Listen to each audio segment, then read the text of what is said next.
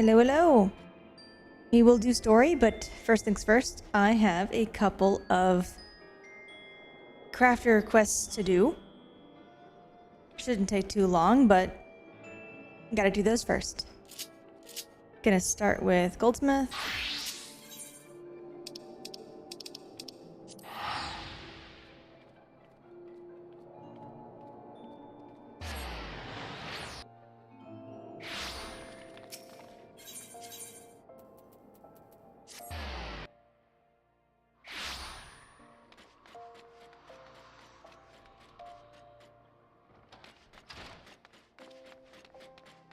Hey, Rain. You're the weirdo.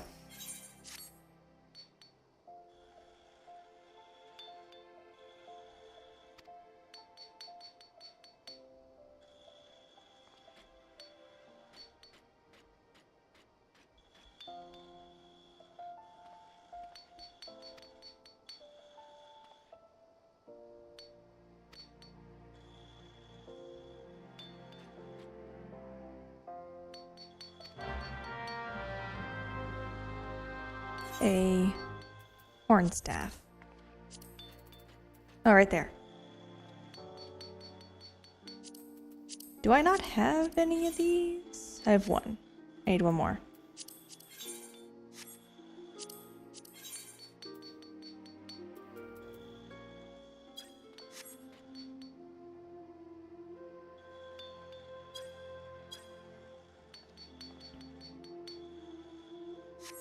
I forget where to find those.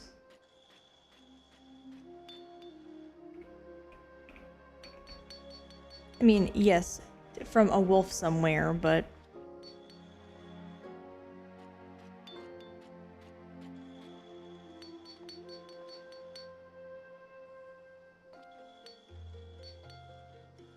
Let's start with those horns. That one I know pretty well.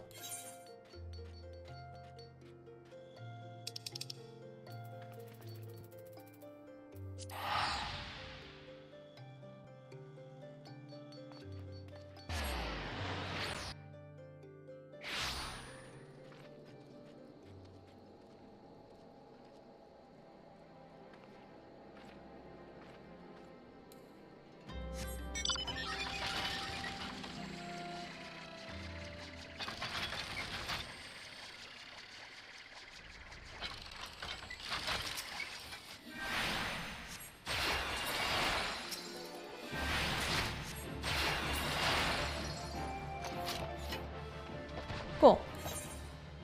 Got my horn right away. Let's see. I think there's some wolves around Dragonhead. Maybe, like the white ones.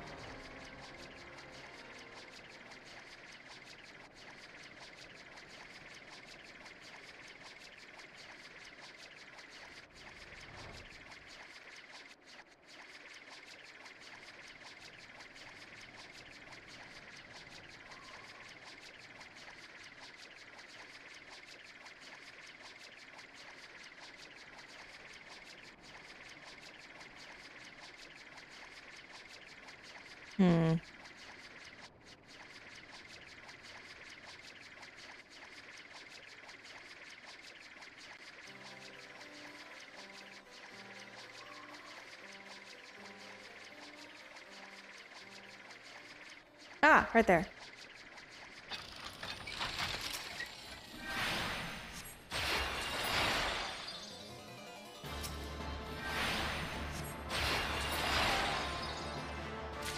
There we go.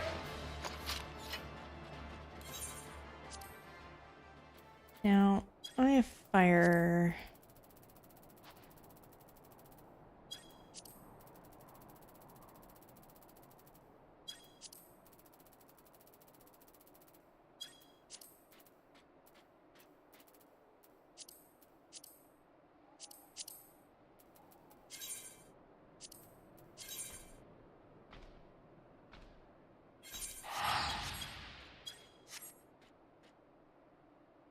I just need a fire rock.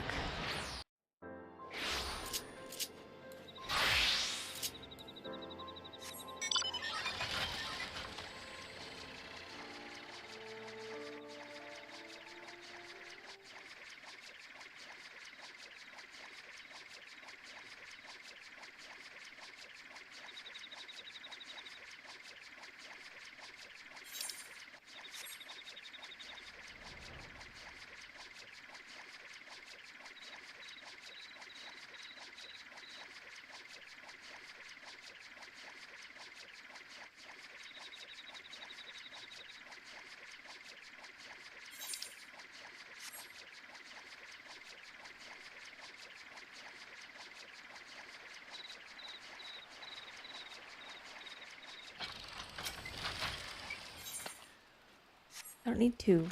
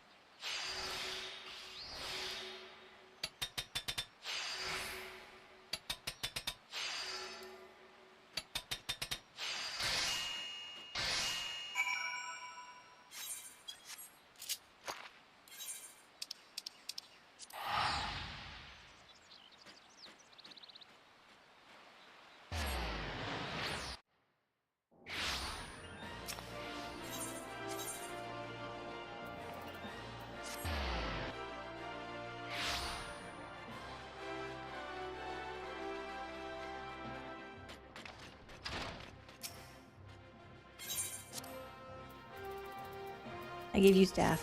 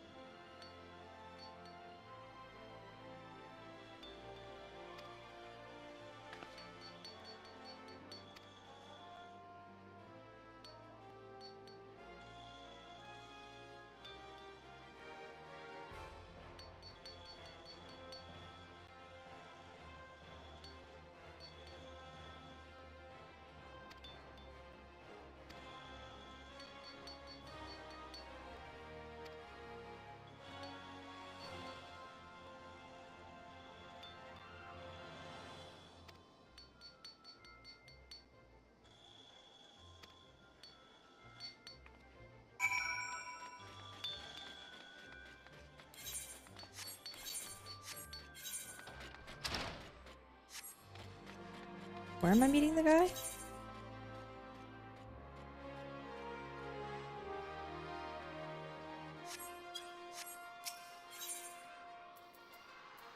I guess let's just go back to the plaza.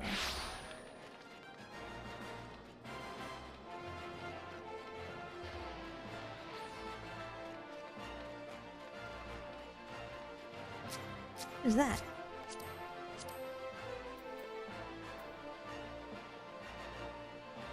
Oh!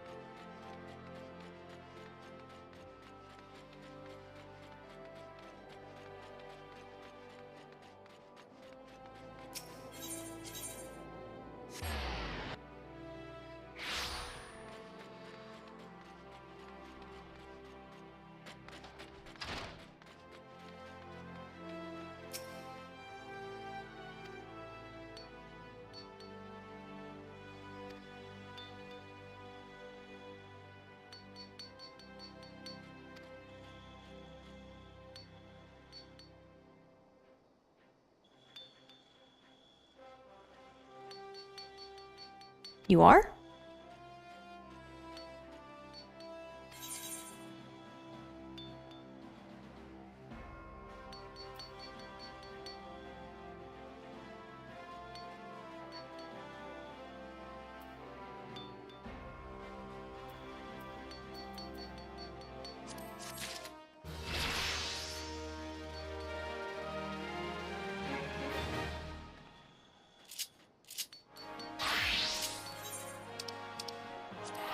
Alright, one more, and then we're done. We can go back to doing story things after this.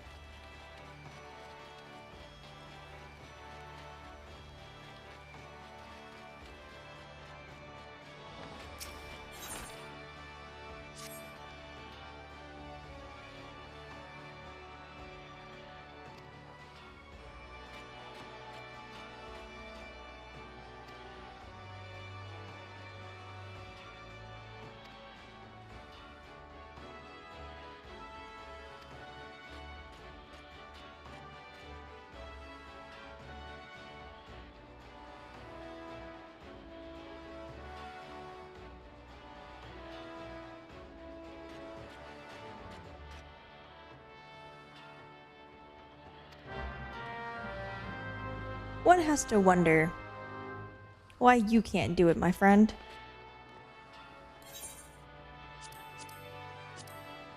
He wraps.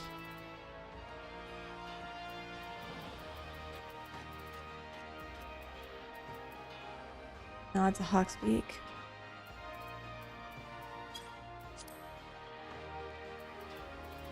Oh, I've made one of these.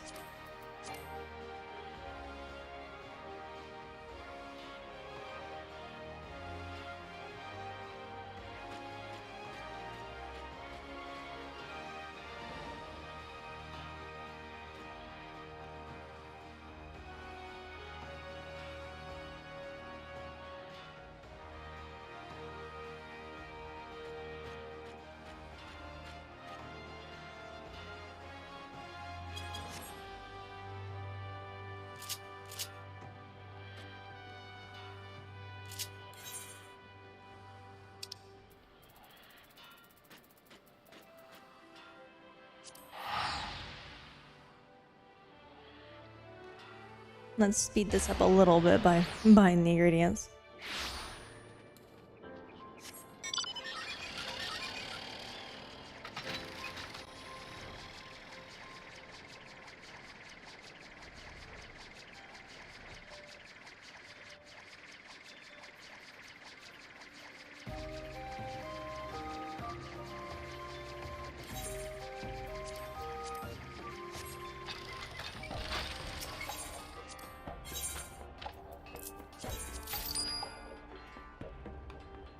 Ingots.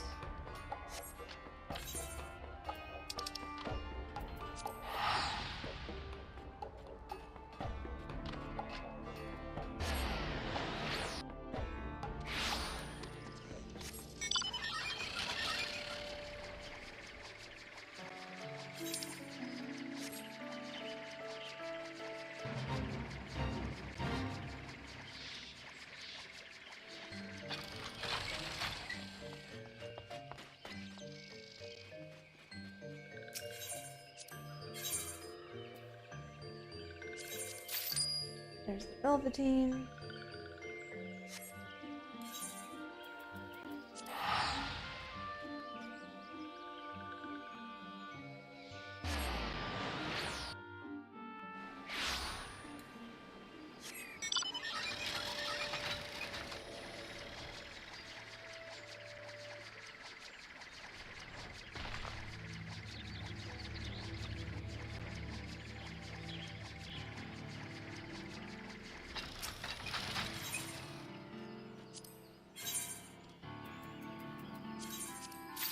And lumber.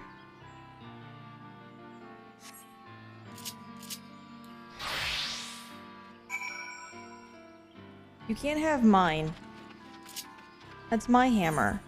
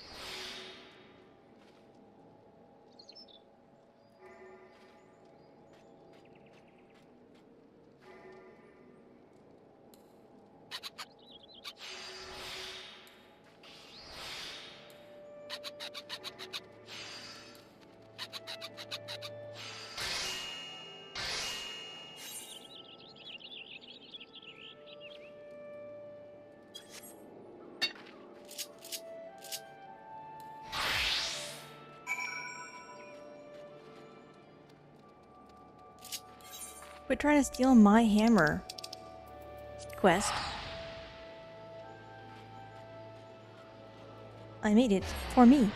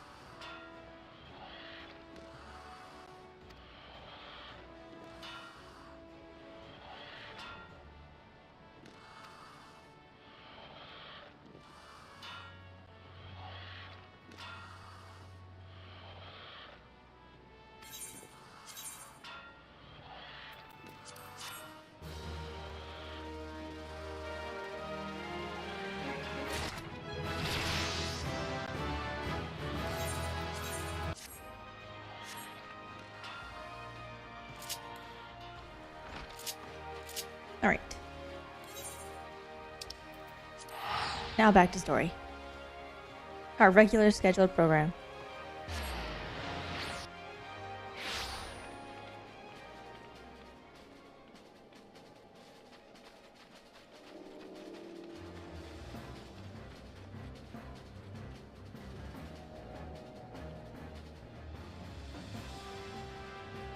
Hey, Katarina. Hello. I blame traffic. You blame traffic? I blame traffic. I see. Well, you came in literally just in time because I was doing crafting quests until literally when you got here. I literally just got back to doing the story. Oh, lucky me. I know, Hi, right? Rain. You missed all of it. I missed, yeah. Lucky me. Well.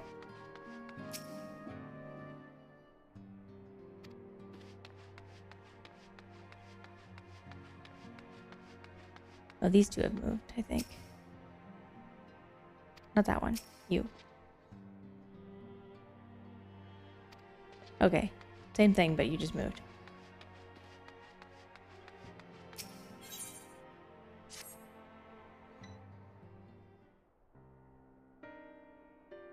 I'm glad you've come, though I'm afraid there's little in the way of good news.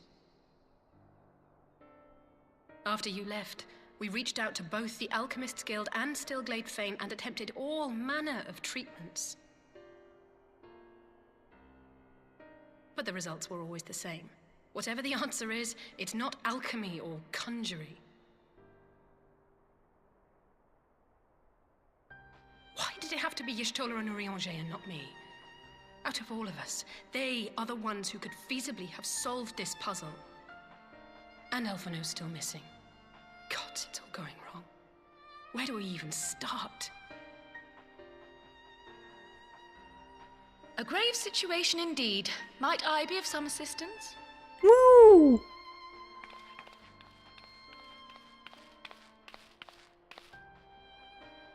Kryl! I thought you busy delving into the mysteries of Eureka. When word reached me of the plight of our friends, I could not well stay away. As a fellow scion, not to mention your erstwhile mentor, this is one of those times you should feel free to call on me, regardless of my personal circumstances. Yes, I should have thought of that. Thank you for coming, Kryl. We would welcome your insight. And I should be happy to provide it. Now, what's this I hear about Alphino heading into Imperial territory? That boy always did have some funny ideas. Do you remember the speech he gave when he was accepted to the Studium?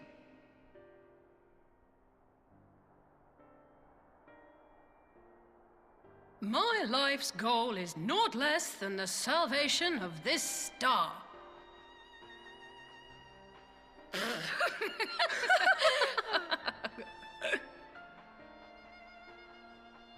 That particular grand pronouncement has been a source of great embarrassment to him, as you know. But the fact of the matter is, he meant every word and has lived his life accordingly. Yes, he remains altruistic to a fault, but I'm worried he was too fixated on his goals to see the dangers, as has happened before. You needn't be so concerned. Though his values remain the same, Alphino is not the blinkered boy he once was. Slowly but surely his eyes have been opened, thanks to a certain someone.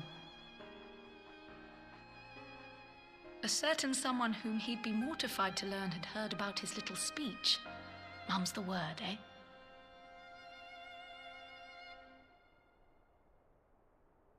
Right, I'd better have a look at our patients. They're in the infirmary, I assume.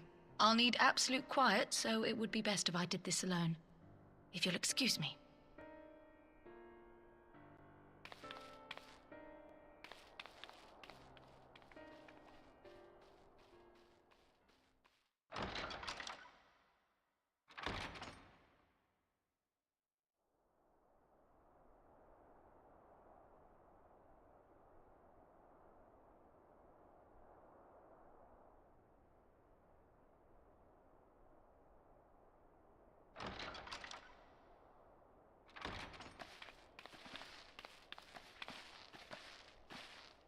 All three are in fine physical health. At a glance, I would say they were merely sound asleep. Except for the fact that I couldn't sense the slightest trace of them in their bodies. It's as if their souls have taken leave of their physical forms. Ah, yes. The Elder Seedseer made a similar observation. I've read the report. When you heard this mysterious voice, you described feeling as if you were somewhere else, yes? If we assume the ether which comprises your essence is being drawn to some other place, then it may be possible to follow the trail it leaves behind, just as we did in our search for Thancred. I wasn't around for that, but I can't imagine it was easy. Oh, it wasn't. But that's no reason not to try.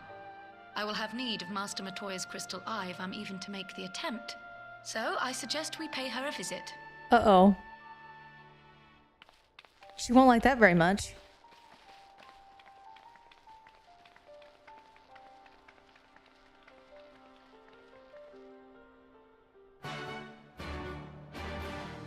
Oh my goodness. And Andrew has arrived.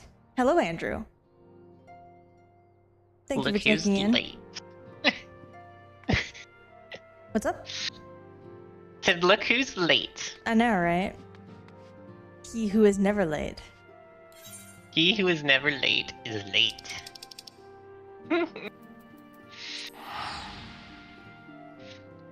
I can't see empty chat. That's empty chats.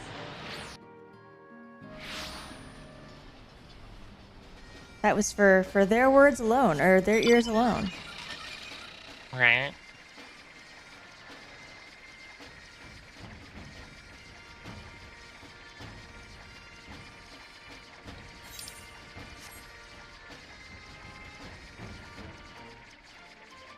And by the way, from now on, it is not empty chat. You are speaking to the shop itself.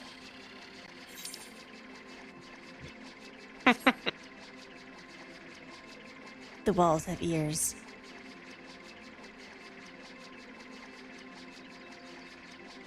I thought that was the corn.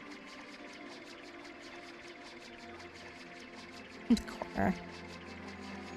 No? Not funny? Alright. No, I chuckled. I giggled.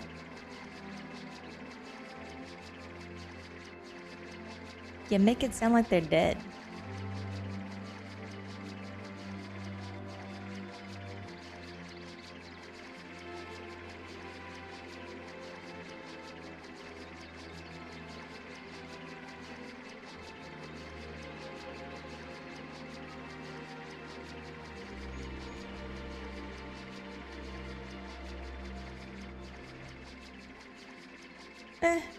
I haven't heard from him in years at this point. I've just accepted the fact and moved on.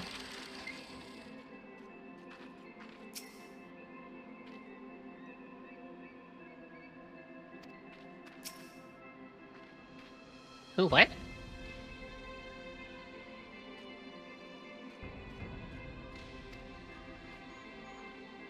I'm clearly missing something. I met a person who used to be here and who is no longer.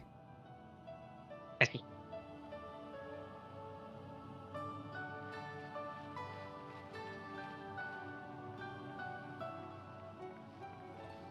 Come to disturb my peace again, have you?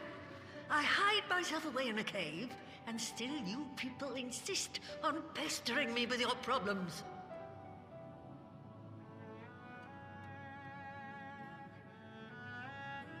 Oh, I mistook you for young what's-his-name, but I see now you're the sister. Weren't you supposed to be the lively one?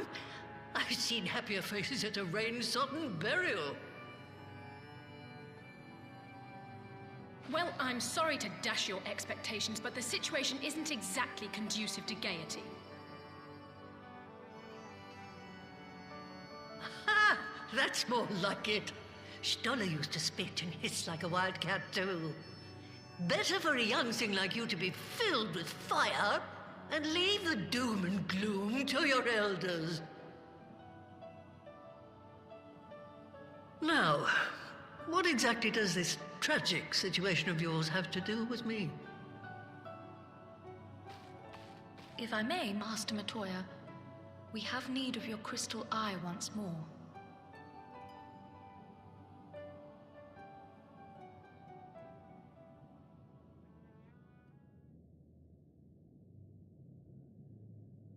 And Stola is one of the afflicted, is she?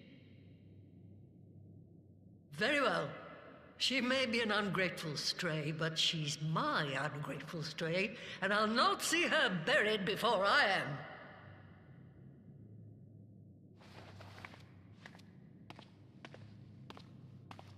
I love that. All the piss and vinegar until you tell her that her basically daughter is among the people who's struck down. Then it's, here, have the eyeball.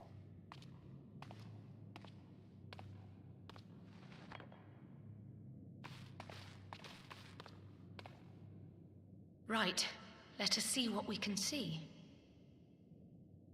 I'll begin from where our friends first fell, and cast my senses out from there. Yes, it suddenly becomes, sorry, how can I help?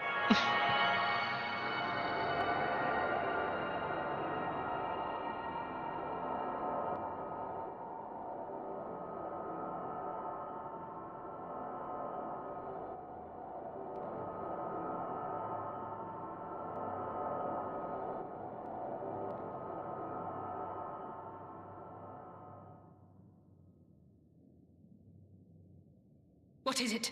Did you find them?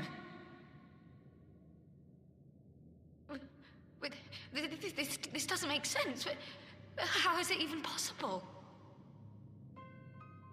How is what possible? Kryl, what did you see? The threads, they just ended. And no, I didn't lose track of them. I followed them as far as they went. It's as if they were cut off. Could their ether have dissipated if it had? Oh gods! Their bodies are just husks. It's like the Broodmother's daughter all over again. No, this is different. The Kalyana girl was already dead, body and soul, when Lakshmi effected her resurrection. Aye, let's not jump to conclusions. If their physical forms yet breathe, and show no signs of wasting, then it follows that their souls must still be intact somewhere. But where? That's the question, isn't it, girl? Death has not taken them to the ethereal sea, yet there are no tracks left for us to follow.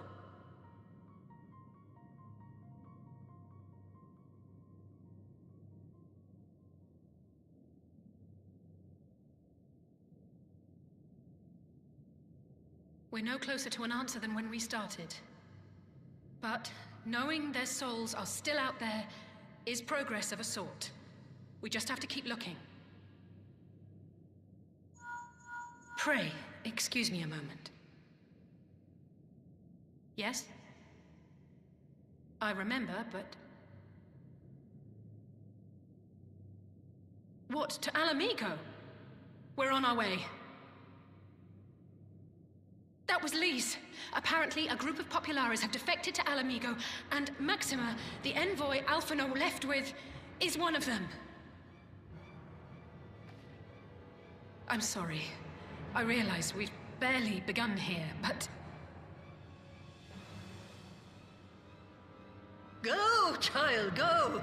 You've made up your mind, and life's too short for dithering. I love Matoya. I'll do some digging in the meantime and see if there isn't some other method we could use to continue the search. Let's be off then.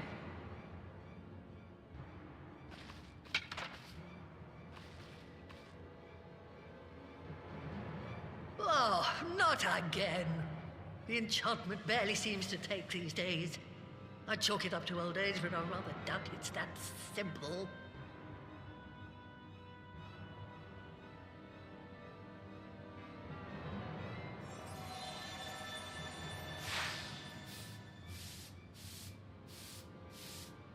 Before they took ill, Y'shtola and Urianger were sharing notes on a thinning of the ether. It seems to be happening all over. Does it now? And here I was, all set to blame my woes on that creaking mountain of refuse clogging up the Thaliac. I fear something has gone awry. Still, there's naught to be gained from starting at shadows. You can only do what can be done, and that but one thing at a time.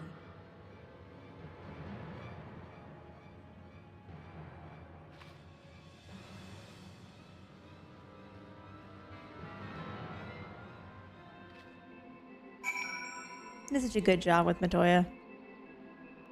They struck that perfect balance between, you know, crotchety old grandma and what she was in the original, which was just a mean old hag.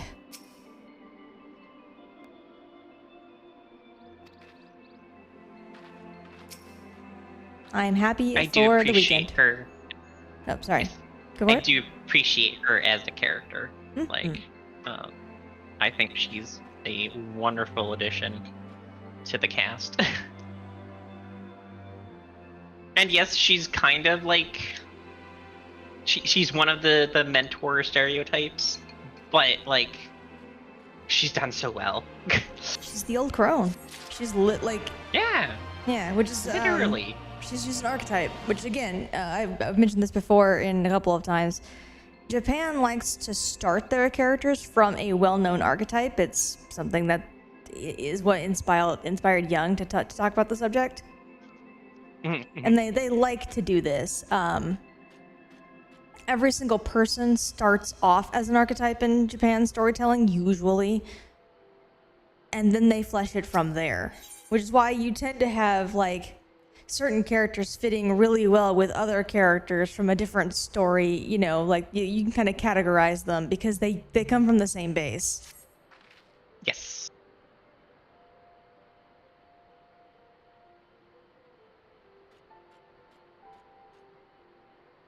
Okay. Yeah, no. Rain evil old lady. Yes. No, but there's many different types of, like, in 14 alone, you have like give me 1 second. But yeah, you see it in all sorts of Japanese writing, like especially in like anime and manga, where you will have the stereotype characters all over the place, or archetype, I should say, and that's just where you start from. And yes, they get fleshed out later, and you actually end up getting very, very rich and in-depth characters that start as those archetypes. But of course, it takes them a while to get there. But I think I don't think it's a weakness of Japanese writing. I think it's actually a strength, because they have a base to start from. They don't try and start from nothing, if that makes sense.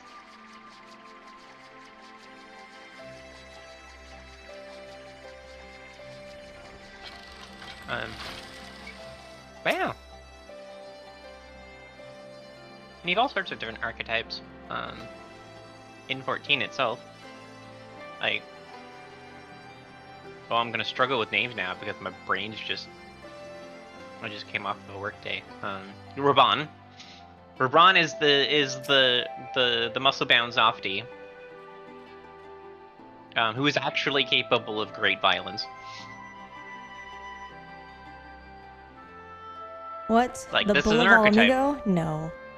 There are multiple ones in different animes that you can all point to. The one super sweet big dude, right?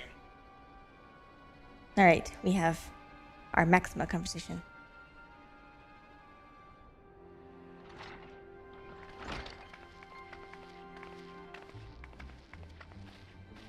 I'm sorry to drag you halfway Speaking across of the Ravan. realm, but when Maxima mentioned Alphino, I thought you'd want to hear the news in person.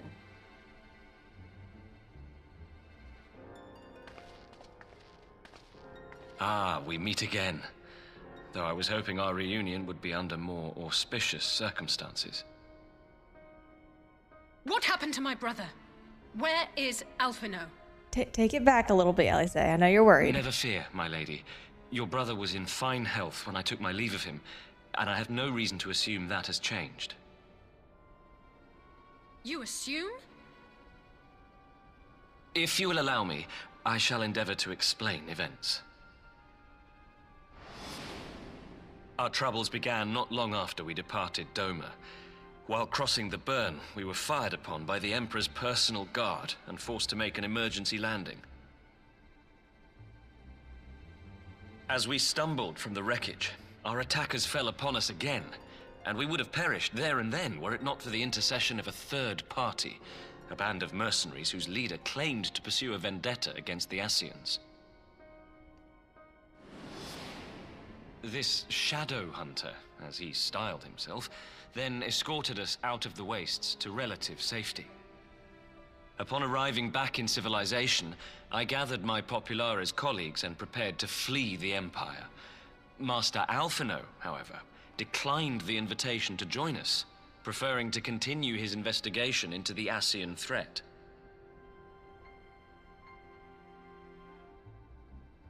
Well, at least he's not lying in a heap in the burn. Tell us more about these Ascian hunters. Who are they? And is Alphino still with them? He is. As to who they are, I'm afraid I have nothing to tell you. Beyond the fact that they root out and destroy Ascians, they were unwilling to divulge anything which might serve to identify them. They would not even reveal their next destination. But Master Alphino asked to accompany them all the same. Since parting company with your brother, we've been engaged in a game of cat and mouse with the Emperor's guard. We made our way through province after province, finding the army busy restoring order wherever we went, until we finally arrived here in Alamigo. I cannot thank Commander Aldin enough for giving us such an unexpectedly warm welcome. I'm not inclined to turn away refugees, no matter which land they call home. And if they can tell me how things lie in Garlemald, all the better. On that subject, there is much I would tell you. During the course of our journey, we heard tales that an entire rebel army had been slaughtered in the space of a single night. It would seem my former comrades grew tired of putting down uprisings in the conventional manner, and chose instead to bring a formidable new weapon to bear. Details were sparse, but the rumor alone was enough to dampen the flames of rebellion. I have also heard reports that several companies have withdrawn from their designated provinces and begun marching westward. It is my assessment that the Empire's forces are mobilizing for a large-scale military engagement. Westward? You mean they're getting ready to invade Alamigo? We knew this was coming, but not that it would be so soon. We've barely even begun to shore up our defenses. They won't stop an invading army. No, they won't. Dispatch messengers to the Alliance leadership requesting reinforcements, and send word to our officers in the field to hasten completion of those border fortifications. Prepare to meet the Imperials head on!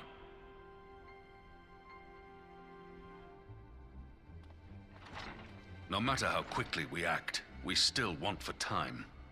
When the enemy comes into view, our best recourse will be to open negotiations with their commander, and see that the ensuing proceedings take as long as possible. Would you and Alize head to Doma and let Lord Hier know about this? I'm sure he'll want to hear about Alphino too. Consider it done. We'll send word when...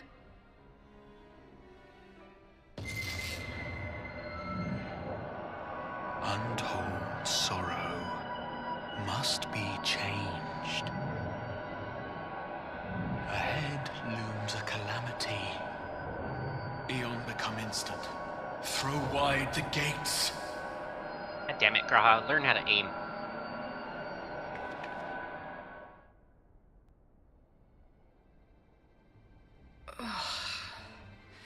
You heard it too.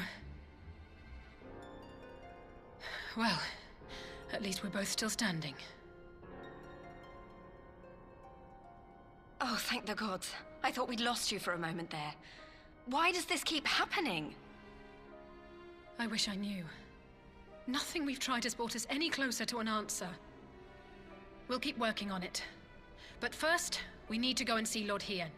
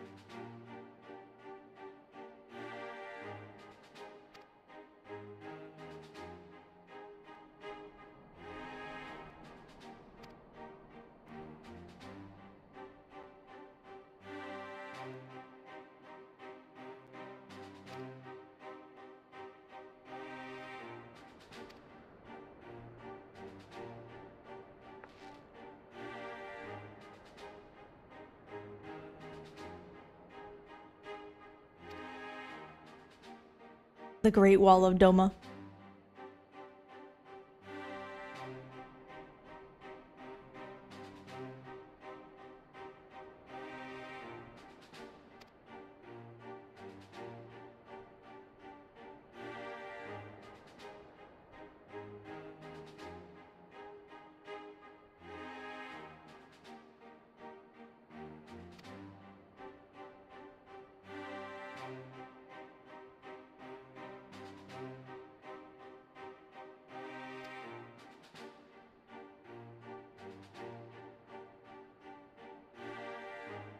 This is a bit more technologically advanced.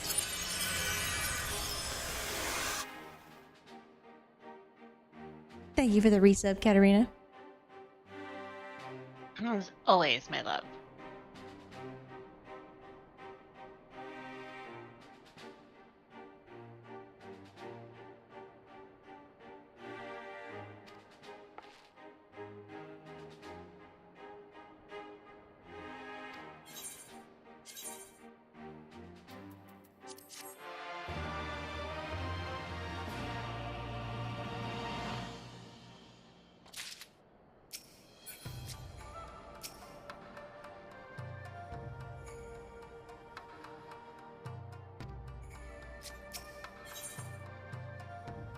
But yes, I imagine this would be a lot more technologically advanced than the Great Wall of China was. Considering they could barely keep it up. And in a lot of cases, they didn't keep it up.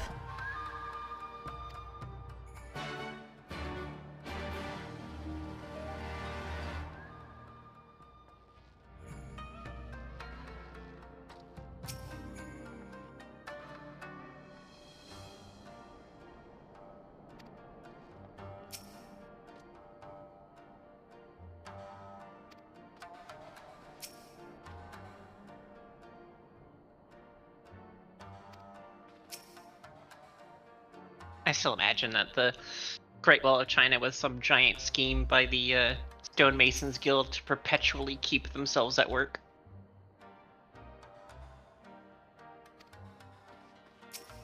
I mean, it worked. Yeah, because by the time they finished one end, they had to go back and start rebuilding them where they started. Mm-hmm. Just always. It was perfect. Perpetually at work. Infinite income.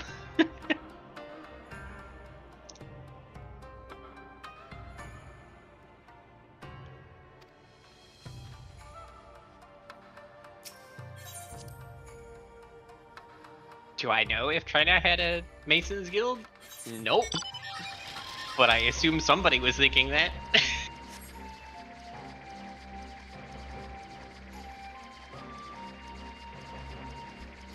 I think it's pretty funny. I'm sure they were actually pressed into service. Yeah, actually, unfortunately. Yep.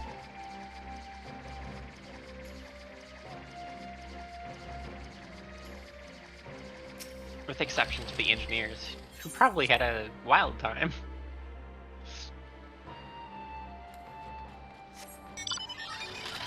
I mean, they may have had a wild time once of designing it, but I don't think it's the right kind of wild. I'm sure it was lots of, how is this thing even gonna stay up? Eh. Yeah.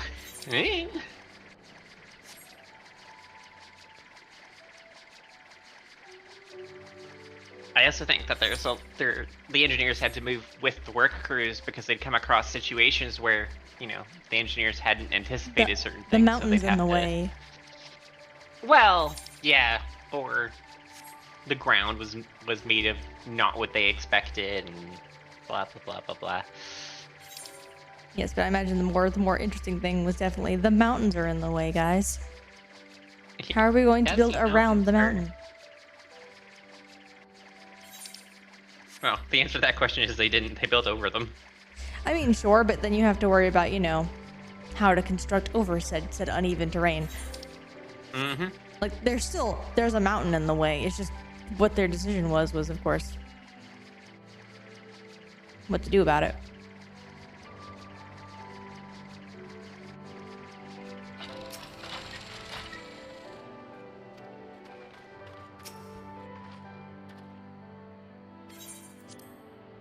To the burn. Again.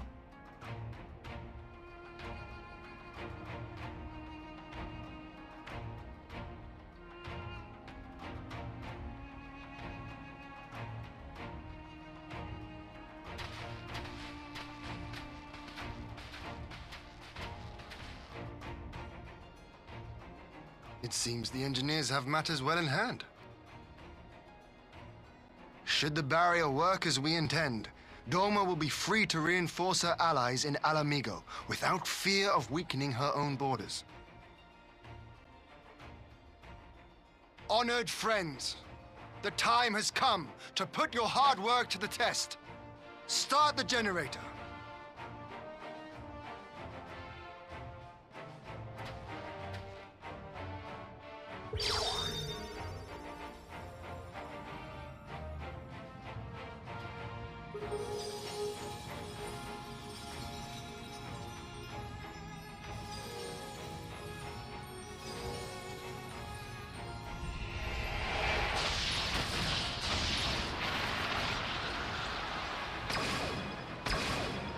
Node 1 is operational. Nodes 2 to 8 are reporting similar energy levels. The barrier is forming.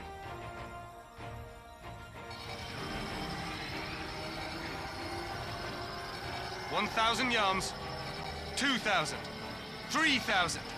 Expansion remains smooth. No fluctuations detected.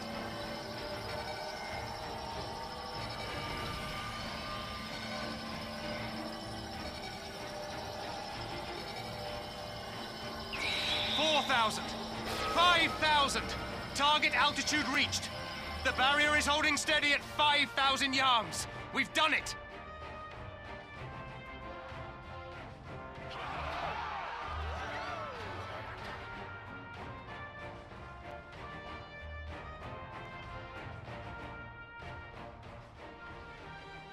Is that an Imperial airship? Of all the rotten timing. But this is a gift, Mistress Alize. They can test our new wall for us.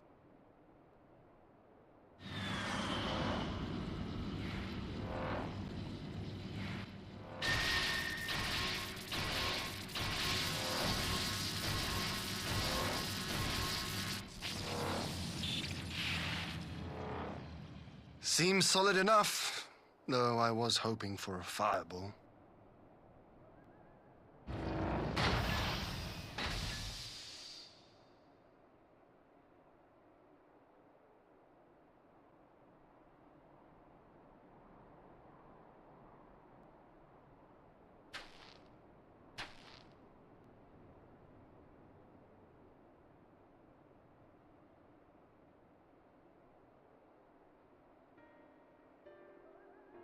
By the gods, it's Alphino.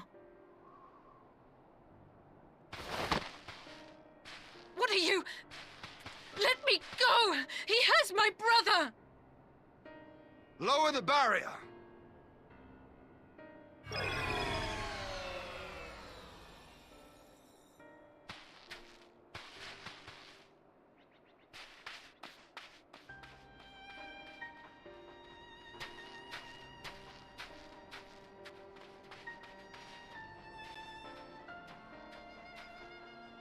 Be at ease, girl. The lad is not dead, merely locked in slumber. No, not him too.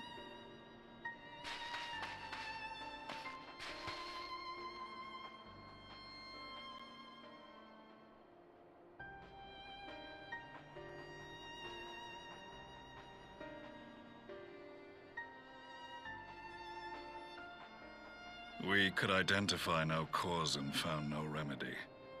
Thus I sought to return him to Doma, and into the arms of Lord Hien himself, it would seem. It is a day for fated reunions. Would you not agree, adventurer? Or should I address you as the Warrior of Light?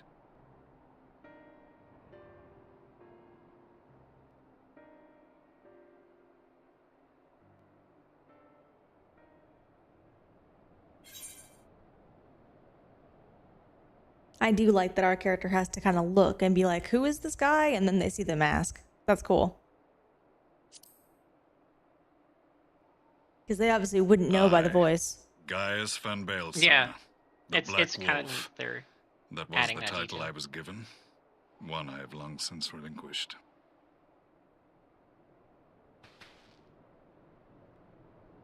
Stand down. The legatus of the 14th Imperial Legion died in Castrum Meridianum. I am no more than Gaius Baelsar, a man without rank or allegiance. Impossible. There's no way you could have survived. Do you remember how it unfolded? In fact, I saw you go up in a fireball. How I was deceived by La Habrea? How I was convinced that reviving the Ultima weapon would allow me to bring peace to Eorzea? The Ascian used me, as he used so many others, all to further the restoration of his wretched god. Yet even with the might of Alec at my command, you bested me. And as the Praetorium went up in flames, I was content to burn along with it. For a moment, at least. A moment of folly. To surrender my life thus would have been to betray all who died for my cause. It was for them that I dragged myself free of the rubble, and swore vengeance on the Ascians.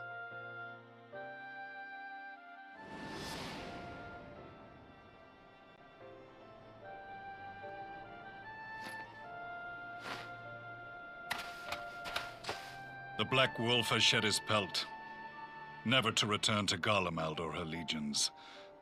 I live now only to exact revenge.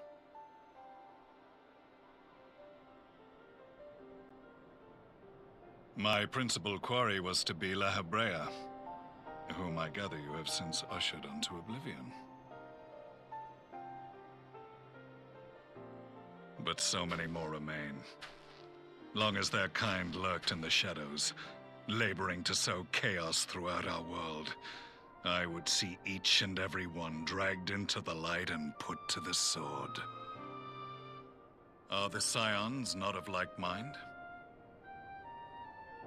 In this single respect, perhaps. Then I shall continue the partnership the boy began, and share what intelligence I have acquired. Among the Ascians, the Black-Masked Ilk are subordinate to those who wear red. This you already know. Yet among the Red there exists a hierarchy. Those set adrift with the shards clearly stand below those still joined to the source. Nabriales, who once dared to intrude upon the Rising Stones, belonged to the former group, and while he was indeed a dangerous foe, his powers were inconsequential next to the paragons of the Source. The first was La Habrea, who plagues us no more. There is also the white-robed Elidibus, and the elusive Emmet Selk, about whom little is known. We have files on La Habrea and Elidibus, but I believe this Emmet Selk is new to us? As I assume my brother told you, we have evidence to suggest that an Ascian now walks in the body of the Crown Prince. Have you identified this interloper? Elidibus seems the most likely culprit. As emissary, it is his role to maintain the equilibrium between darkness and light. Your many deeds in Hydaelyn's name have upset the balance, and I believe he seeks to restore it by throwing his considerable power behind the Empire. As a leader of the Ascians, he is one of our primary targets. It was on the trail of this very prey that the boy and I came across the scene of a failed uprising. In the absence of a single Garlean casualty, we inspected the bodies of the rebels, and the lack of any external injury drew my immediate attention. They had been slain by Black Rose, an alchemical invention of the Imperial Army. When I yet served as legatus, I ordered its production halted, and all stockpiles destroyed. Toxic gas is not a tool of conquest, but of extermination. Toxic gas? This must be the new weapon Maxima warned us about. Something deadly enough to sweep away all resistance in a matter of hours. Gods. You don't think they're planning to use this in Alamigo, do you? Put your fears to rest. We infiltrated the production facility and destroyed all existing stores of the chemical along with the plant itself. Even should they rebuild the operation, they will not soon manufacture another batch. Regardless, I would draw your attention to a directive we discovered in the plant's records. The document was marked with a recent date and authorized with the signature of one Zeno Galvus.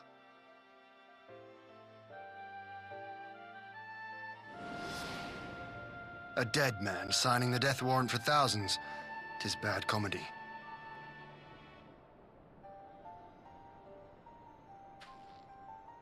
But the tale does not end there.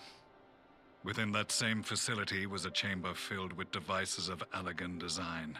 Cloning technology, we realized.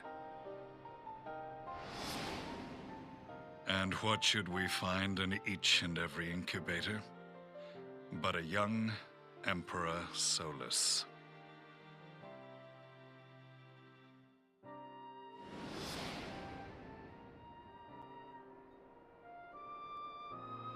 All of which prompts the question, were the Ascians responsible for these abominations, or was it the will of the Emperor? I must know which hand guides the Empire. Though I have given up my rank, I am yet a son of Garlemald, and I will fight for the future of my homeland.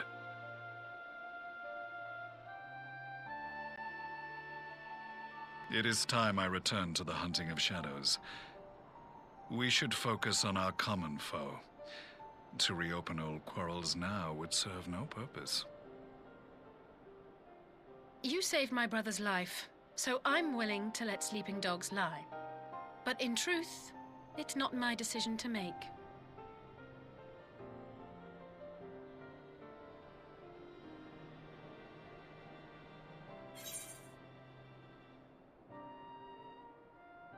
I do like that for this entire conversation, our character has not eased up on that aggressive stance at all.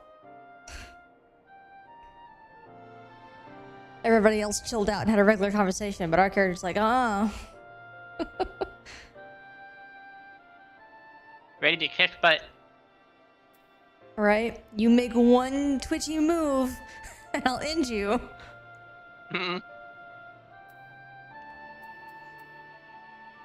But again, what's interesting is, again, what I cannot say. I can't be like, I'm gonna take you out right now. No. Our character at all, like, is definitely kind of just like, fine, whatever. We'll do it later. It's just the way in which she would like to say it.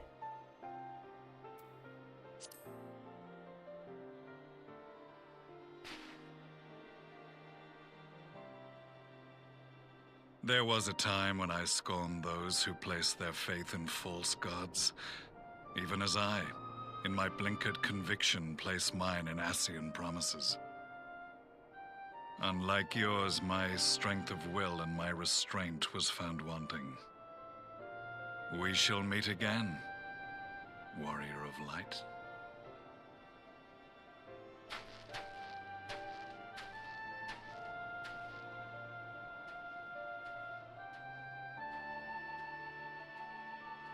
So that was the infamous Black Wolf. An unexpected ally, to say the least.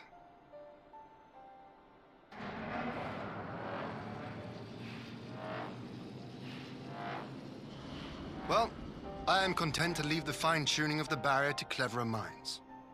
Let us bid our friends from the Ironworks farewell, and see what can be done for Alphino back in Dorma.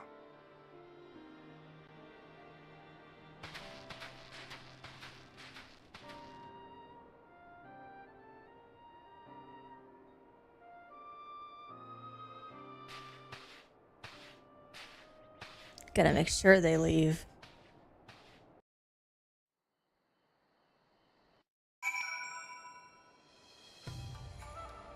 And again, something I'm noticing with, Mr. I Hate Ascians over there saying certain things like they should all be eliminated, they're a blight upon the star, da-da-da-da-da. Again, our character who, by all rights, should be the one most like, yeah, that's right, is not. They continue to exclude our character from that kind of rhetoric, which is interesting. It's an interesting choice.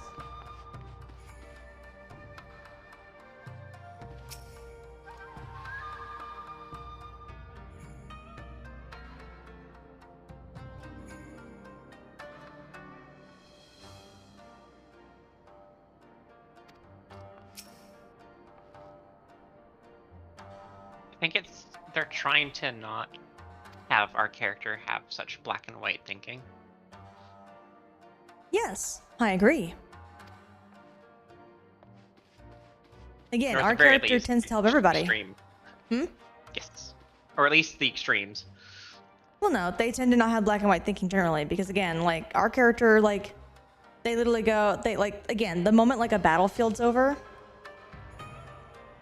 our character will absolutely just help everybody. Like, it's not even a matter of allegiances. Like, even that kind of black and white thinking is just not something our character tends to think.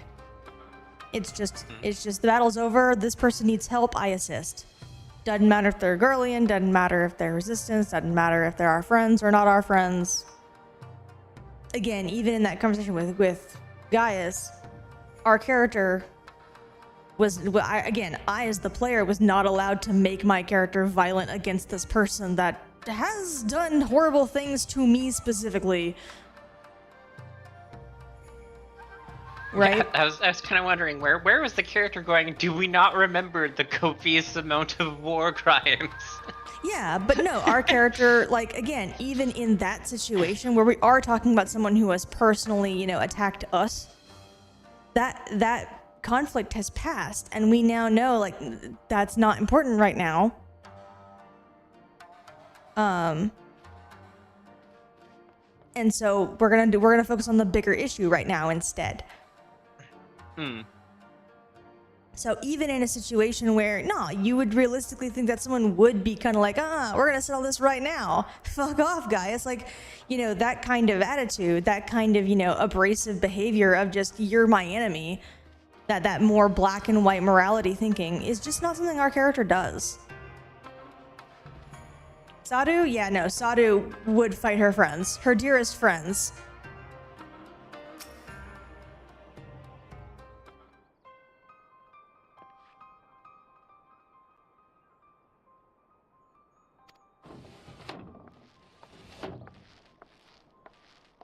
Hell yeah.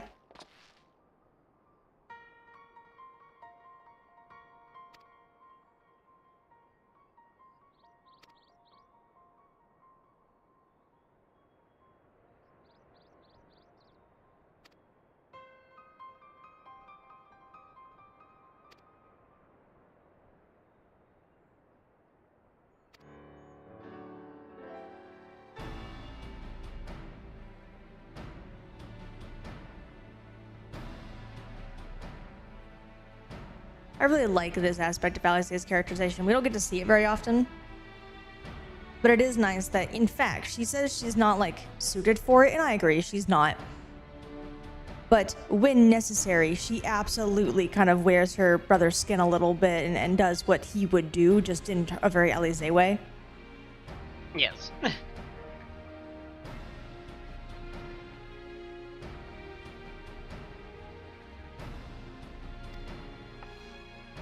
And again, you will rarely see it because rarely are the two of them separated.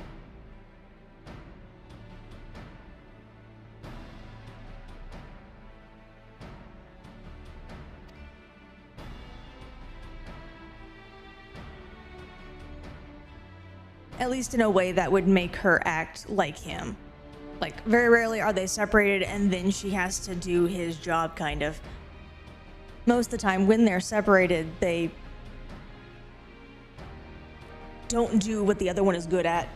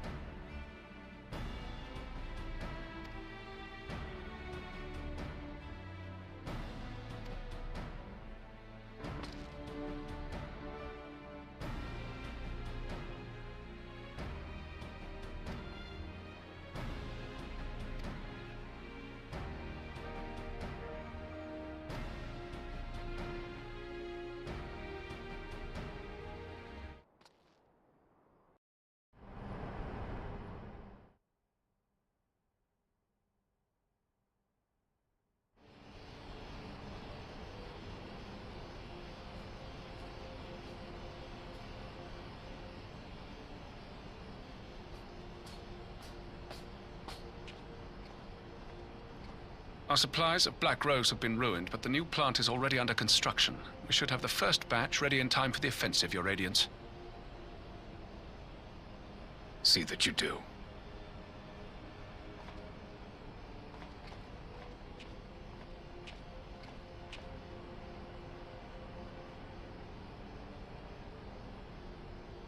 Ah, yes, the infamous Black Rose. If I recall correctly, Gaius did not much care for the invention.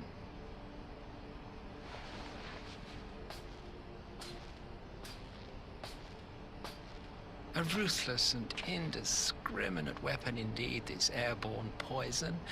It seems you are capable of making decisions worthy of your bloodline. With no gift for sorcery, we Garleans must look to Magitech to even the odds. If it spares the needless deaths of our soldiers and serves the cause of this empire, there is no method I would not employ. How very noble of you. Truly, though, I must commend you for embracing your role as Emperor. You play the part of the determined ruler well. Sometimes even I catch myself believing.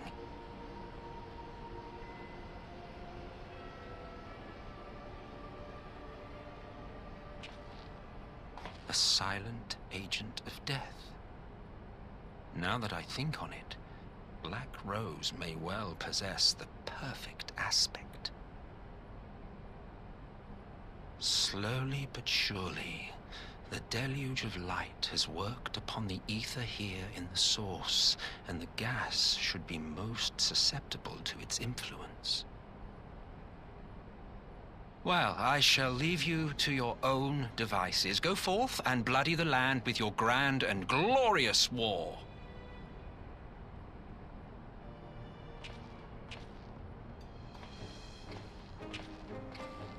While you do what, precisely?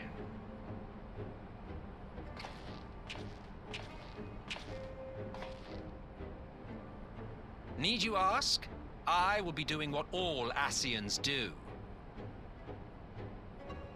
I am well aware that your kind exists only to usher in the next calamity. But you seem oblivious to the harm your singular agenda causes to the Empire.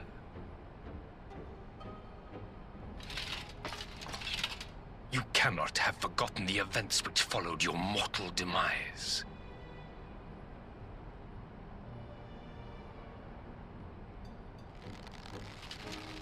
Our homeland was plunged into civil war for your failure to name a successor.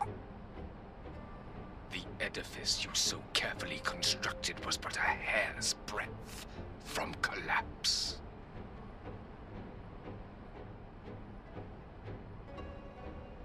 Are you truly so naive? You thought me oblivious to the consequences of a departure so painstakingly timed?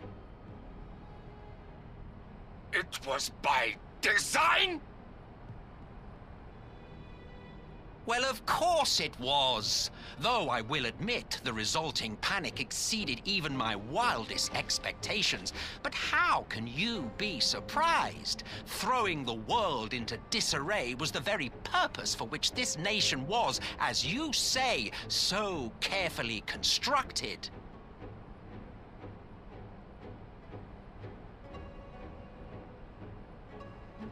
Now, if you have no further questions, I must be on my way.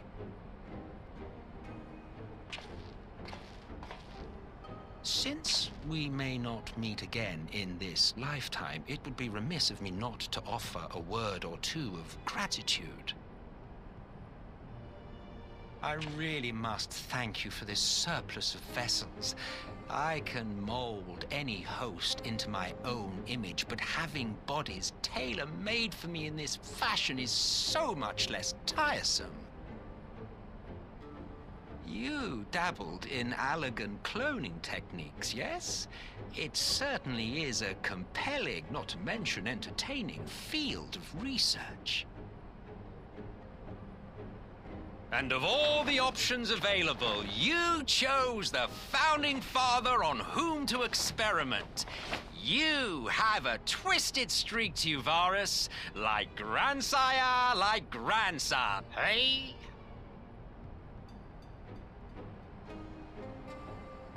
If events play out as planned, this will become something of a family enterprise. You will be the capstone of this world, I the anchor and shard, and together we will give the lie to this star's fraudulent existence.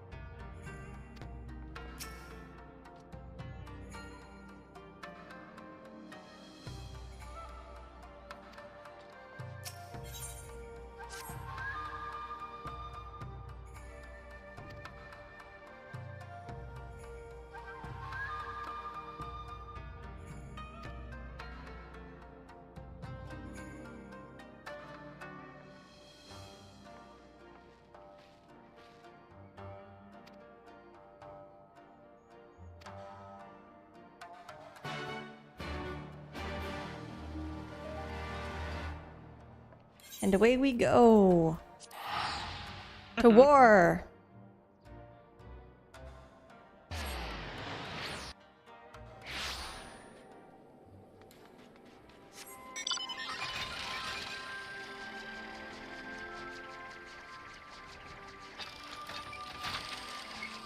The beacons are lit.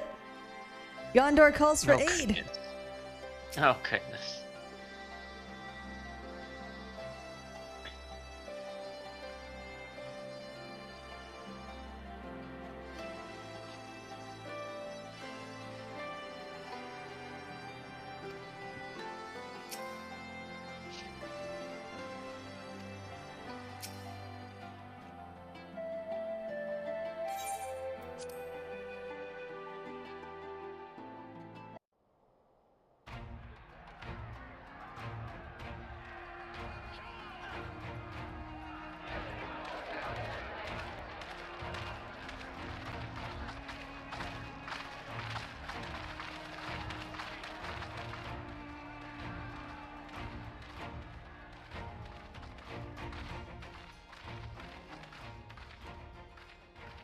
Welcome back, you two. Greetings, Lord Hien. Glad you could join us. Glad to be here.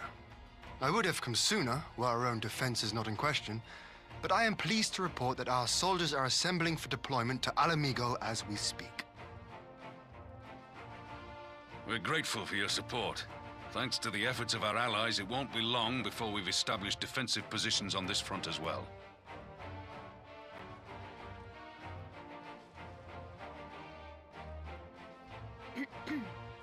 We have some good news too. Alphino has come back to us. As for the bad news,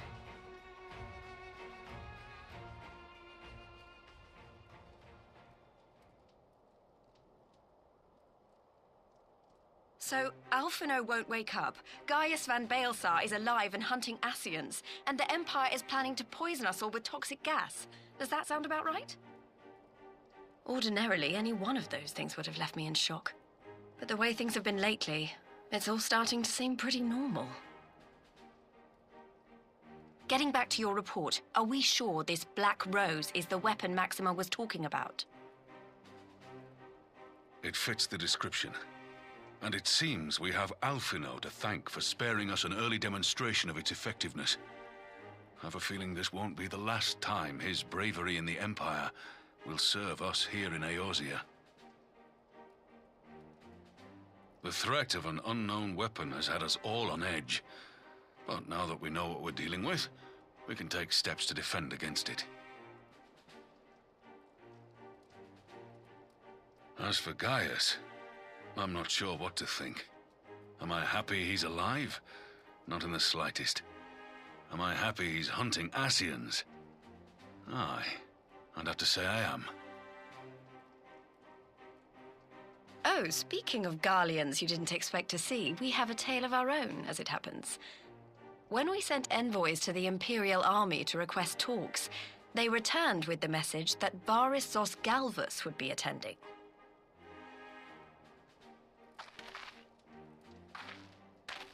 The Emperor himself. Well, Varys did sanction the Popularis peace mission. But knowing that an Ascian walks in his son's skin, I do not see how we can trust him or anyone from that nest of vipers. The Alliance would proceed with negotiations regardless, if only to give ourselves more time to prepare. We do, however, require your cooperation. Right. Yes. So, as a condition for the talks to go forward, the Empire has requested that a member of the Scions be present. There'll be a representative from each Alliance nation, of course, but I'm afraid we have to ask that you come along too.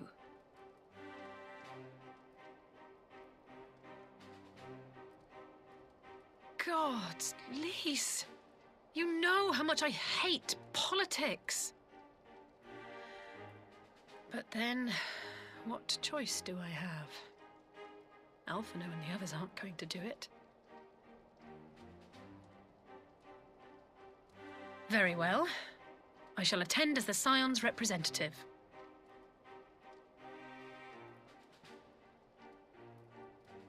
In case you're wondering why I didn't ask you, the Empire also requested the presence of Eorzea's champion.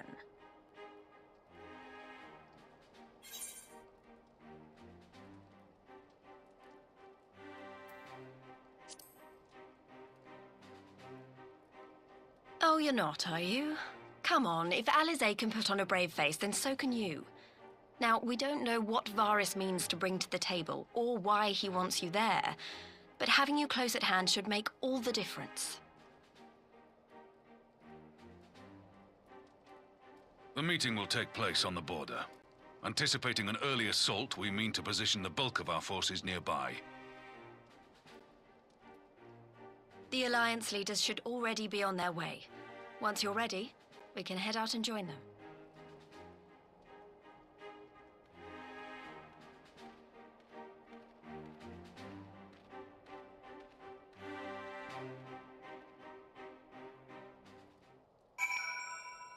Thank you for the hydrate.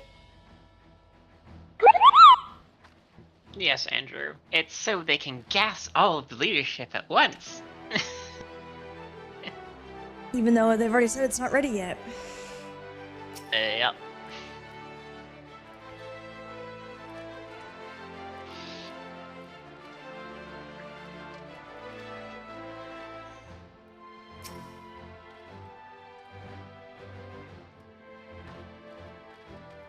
Yes. Which means we as the player absolutely know that there's not enough time. They said ready by the first assault, not ready by the negotiations.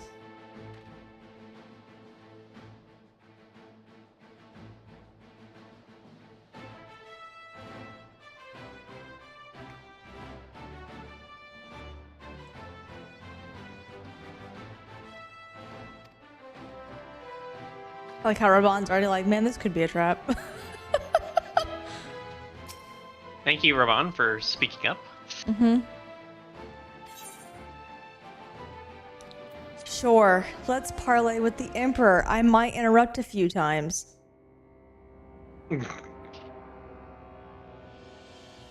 Yeah? Yeah.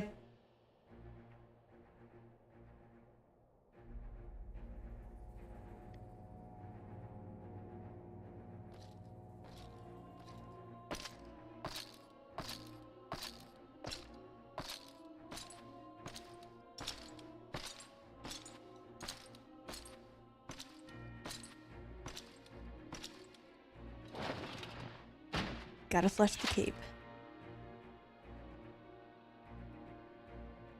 Dude's a mountain of a man.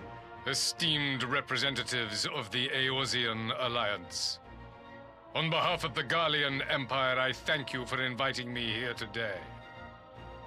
As this parley was convened at your request, I invite you to speak first. Very well, Your Radiance. I, Nanimo Ulnamo, 17th in the line of Ul, should be pleased to oblige you. As recent events in Alamigo and Doma have made plain, the subjugation and exploitation of neighboring nations is not a sustainable policy.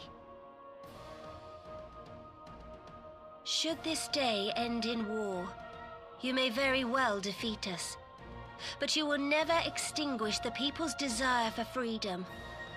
Though it may not be in our lifetime, there will be another revolution, another war, and the cycle will continue.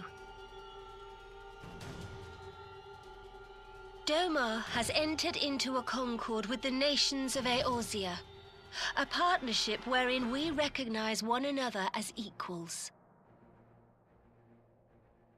Garlemald could be afforded similar treatment.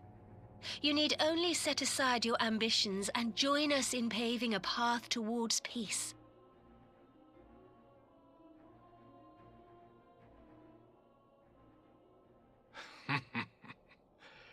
You will not win me over with sophistry, Your Grace.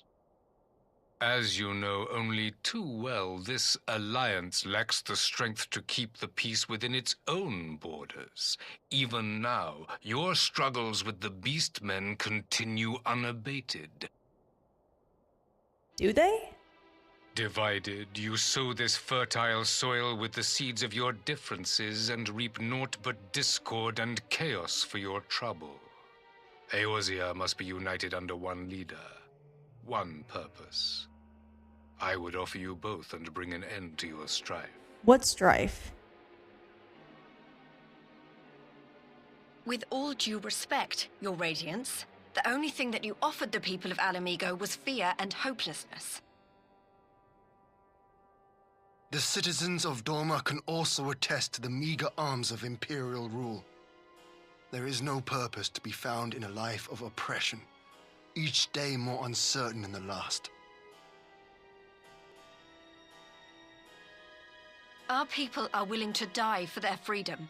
A great many already have, and countless more will, if we don't put an end to this madness here and now.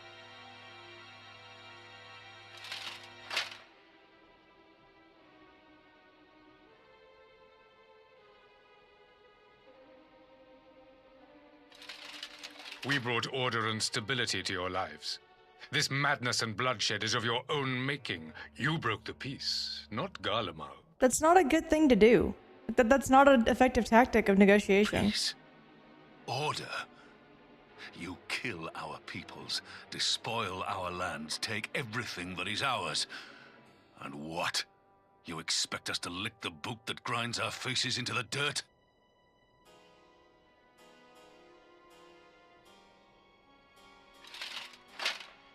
I expect you to weigh the costs. To recognize that countless lives have been lost on both sides in pursuit of a greater good, and to not squander all we have achieved in a fit of petulance.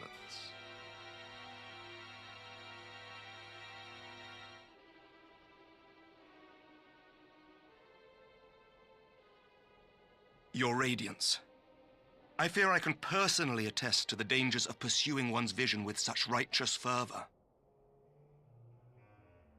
For 1,000 years, the Holy See of Ishgard waged war with dragons.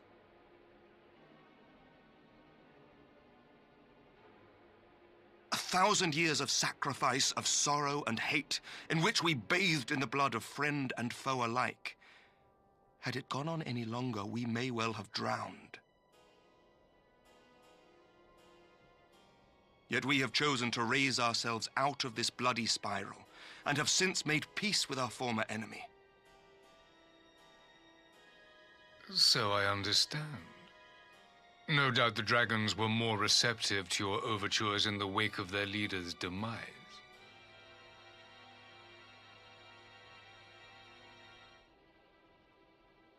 You speak of peace, yet use war to achieve it. Your father would not have bothered to obscure his intent with honeyed words. He understood that strength is all that matters in the end.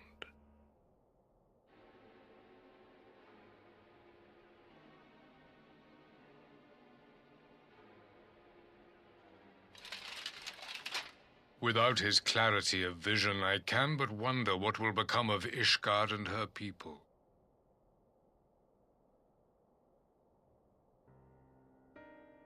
There was a time when Garlemald, too, lacked a leader of conviction. Weak and unable to wield magic, we were at the mercy of the strong, from whom we sought refuge in the bitter cold of the north. Were it not for the discovery of ceruleum and the subsequent development of magitech, we might never have gained the power to take back that which was rightfully ours.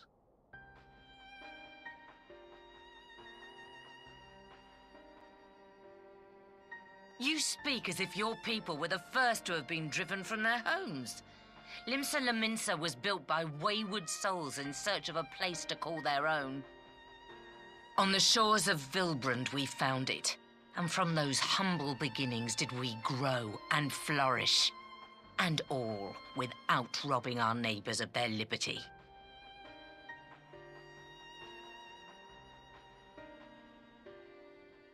So saith the pirate. Am I to believe that you simply asked the kobolds to yield up their lands and that they were happy to oblige you? That you did not drive them out like rats in the hold of one of the many ships seized by your privateers?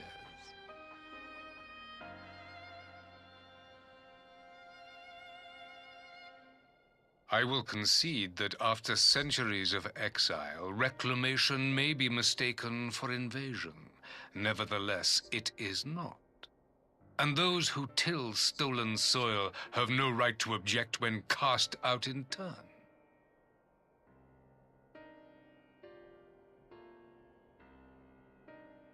Your uncompromising nature rivals that of the Ixal. They too lament circumstances which they themselves perpetuate. Were they but to embrace peace, we would welcome them with open arms. Indeed, some few have done just that, and now receive of the 12's Wood's bounty. Would that your people might learn from their example.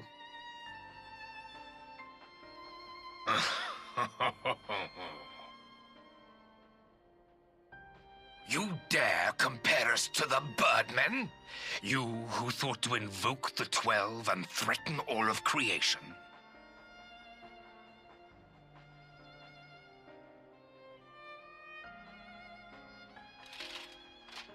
I came here in the hope of finding some speck of common ground, but I see now these discussions will accomplish nothing.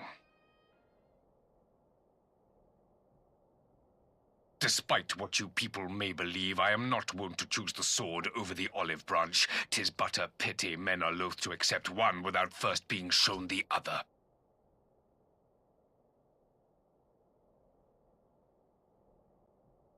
Wait, I beg you. This meeting was supposed to be a chance to find a way forward together, not to bemoan the missteps which brought us here. Please. If you truly consider violence a last resort, there must be a way we can come to an agreement.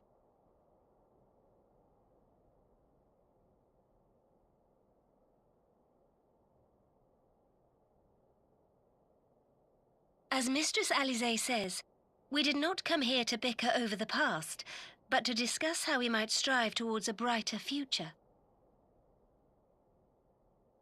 Emperor Varys, may I suggest a short recess, that all present might compose themselves prior to beginning anew?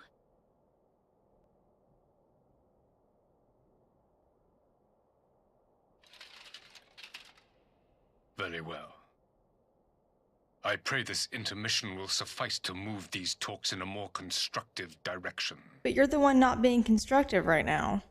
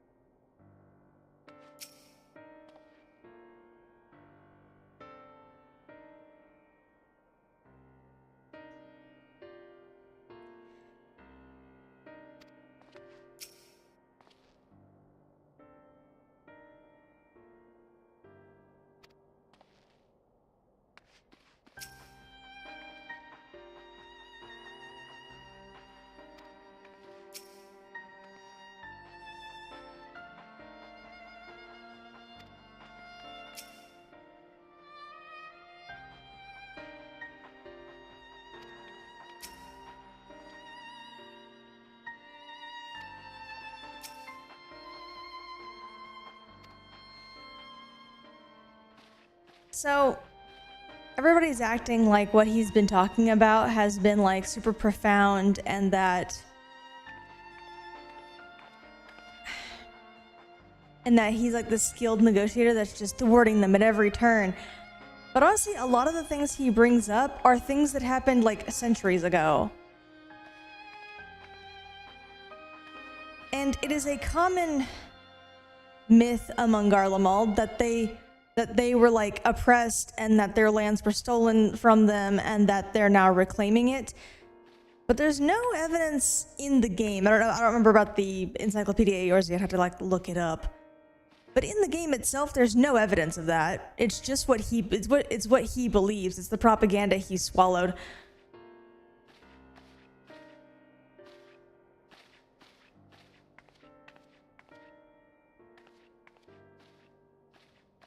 And he's also like saying that, oh, oppressing people is right because it brings stability.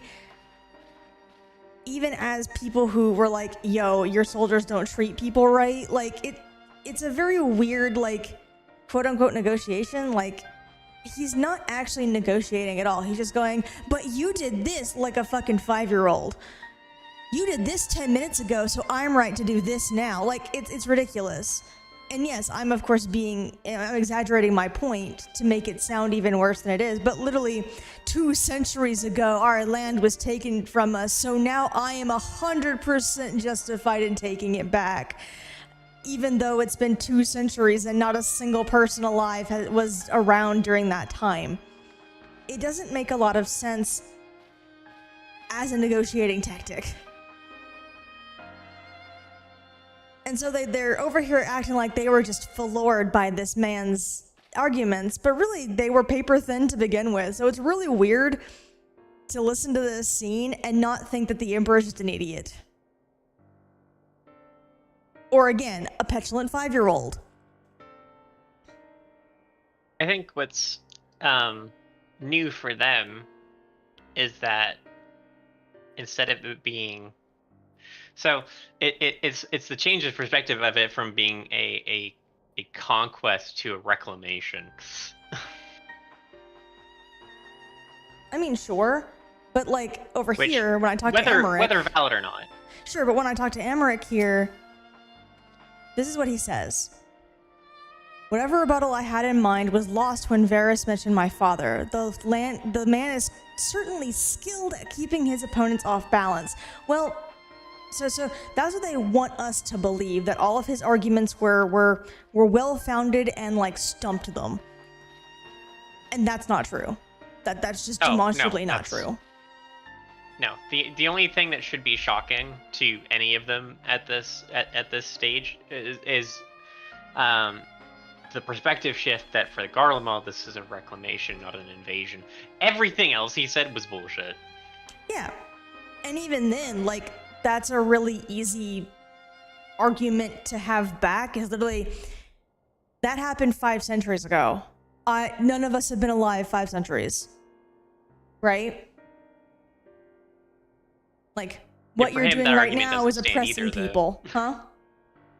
Yeah, but for him, that argument doesn't stand. It doesn't matter how long ago it was. It's time that they got it back. I mean, sure, but again, the question is, how does that affect you, though? Like that's the only question you have to ask. Is okay, but how does that affect you?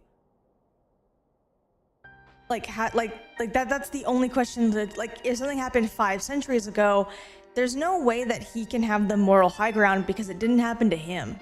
It didn't happen to even his Garlemald. No one in Garlemald would even remember that time. And humans are extremely good about forgetting things that happened outside of their own lifetime. They lose those lessons very quickly. I don't disagree. Yeah.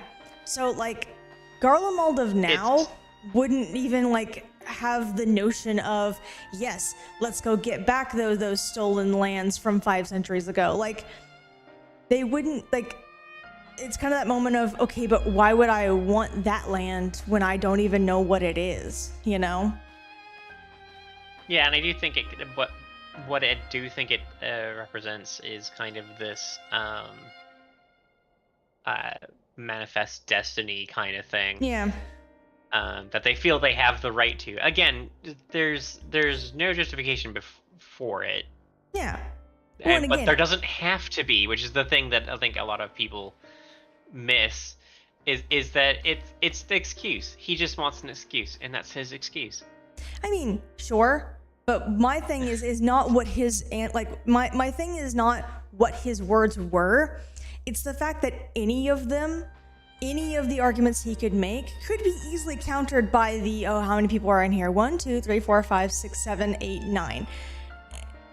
I'll omit myself because again, I'm a passive character. All of this happens without my input, so 8. And at least one of them is a child prodigy. At least one. And a lot of the other ones are pretty seasoned, leaders like Raban and Merowib and Senna. Some of these are extremely seasoned leaders with a lot of experience in politics because they've been doing it a long time. So any one of his arguments are weak arguments. So what I'm saying is they could be easily countered by anyone in this room. And yet they're all acting like they're on the back foot, and that's not believable. It's not about what his arguments are, it's how they're responding to them that just doesn't feel right.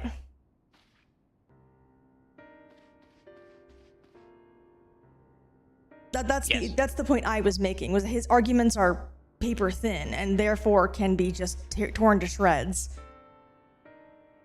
Yes, I agree with you that I don't think that they're responding accurately to their actual lived experience. To his arguments.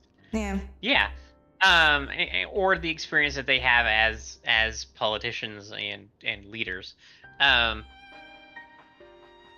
again, it's one of those that it's not. There's the justification is surface level, and it's not meant to be more than that. I mean, sure. The fact that none of them called him out on it is odd. Is bad and odd. But yeah, anyway. Yeah, that's what I was making. It's not what his arguments are. I know what his arguments are. Like he's not being very subtle about what his arguments are. He's just saying them outright. So my thing is not what he believes in or what he cares about, or he could be whatever the hell we want. His argument could literally be, I want it, right? Like it doesn't have to be anything crazy. But what I am saying is the scene itself is poorly constructed because 8 characters are acting out of character right now by being this passive when confronted with a person challenging their deeply held beliefs and ideals that they should have been prepared for because they're either extremely intelligent or are seasoned politicians. Yes. So yeah, it's just kind of that. No, I don't disagree. I'm just saying. You did a good job, Elize.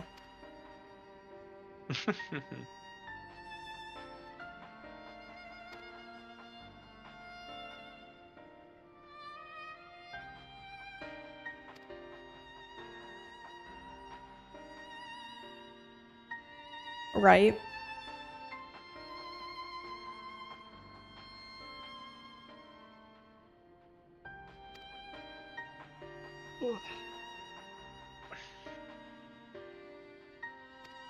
No, they're gonna continue letting us talk to them.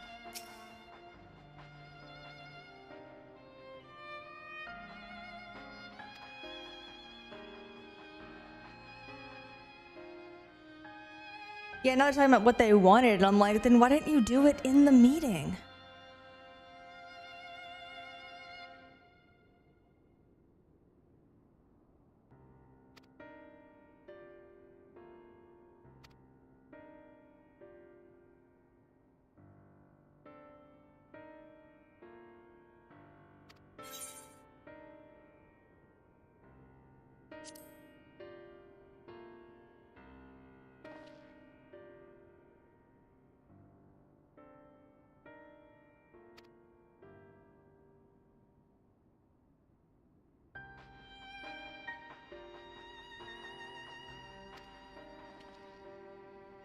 Yeah, like they're having to regroup now and like think of something. And I'm like, guys, you could have done this in the meeting.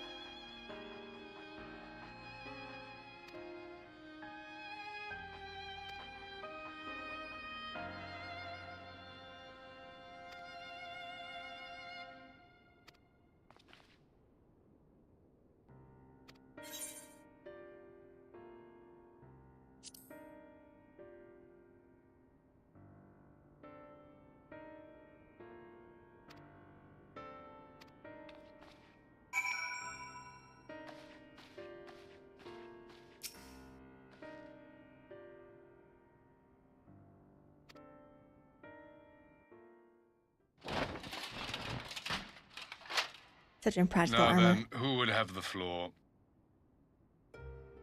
Oh, don't Before get we me started. resume, I wish to offer you an apology.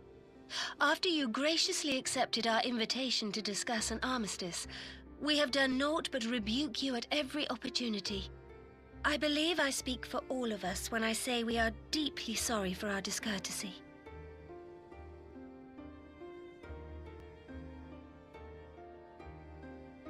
I'll admit your familiarity with our affair surprised me, and served to remind me how little I know of yours. I think all here can understand the desire to reclaim one's homeland. But why expand further? That is my question. If I may, the answer can be found in the Imperial doctrine they took great pains to impart to my people. Recognizing the threat icons pose to the world, Solus Zos Galvus decreed that they were to be eradicated. To this end, he began a campaign to unite all lands under the Garlean banner. Or so we were taught. Yet the Emperor only reached the burn, the Baron said to have been laid waste by icons, after conquering all the lands that lay between. What is more, I am quite certain the practice of summoning was not nearly so widespread in the days before the Empire's founding. When you put it like that, it all starts to sound like an excuse, doesn't it? But to distract from what? Why are you really waging this war?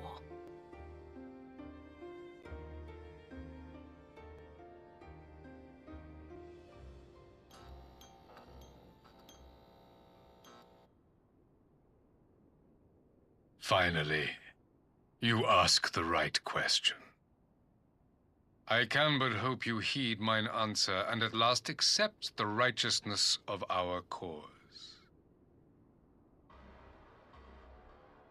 My goal is this: to return the world to the way it once was, the way it was always meant to be.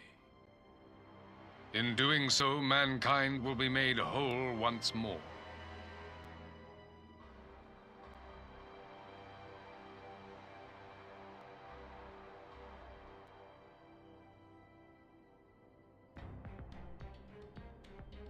No longer will we suffer from the dissension born of our differences. There will be but one race, a perfect race, as we were when time began. All right, Nuremberg. What in Rolga's name are you talking about? I am talking about the origins of this star, of the source and its 13 reflections. At the instant of the great sundering, 'twas not only the world that was shattered, but mankind itself. Thus were we divided into myriad races, each with its own unique imperfections. That is why man looks upon his neighbor and feels fear and hatred, why he wages war, why he kills his brother. You all in your own way have proven as much today. The peace you seek is but a fleeting solution to a fundamental problem. One which calls for more drastic measures. To bring about everlasting peace, our worlds must be rejoined.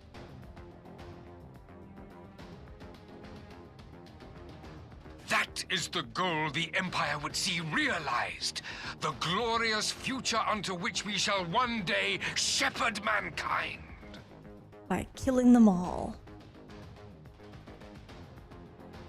A rejoining of worlds.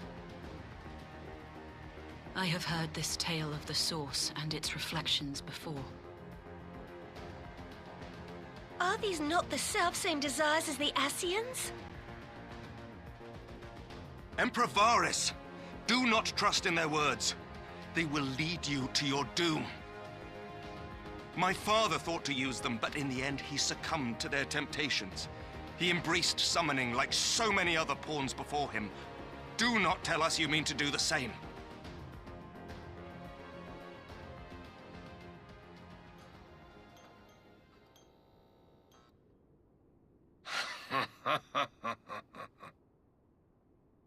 To be a pawn, free from the burden of choice, would be a blessing.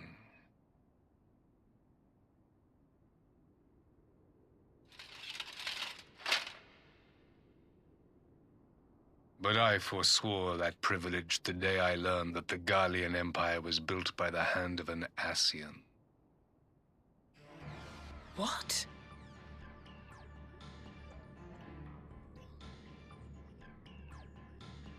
Yes. My grandsire, the former emperor, is of their number. And who better to build an empire capable of bringing about the calamitous change we desire? Would you condemn me for this alliance? For bowing to the will of these shadowy masters, when the prize is true and lasting peace?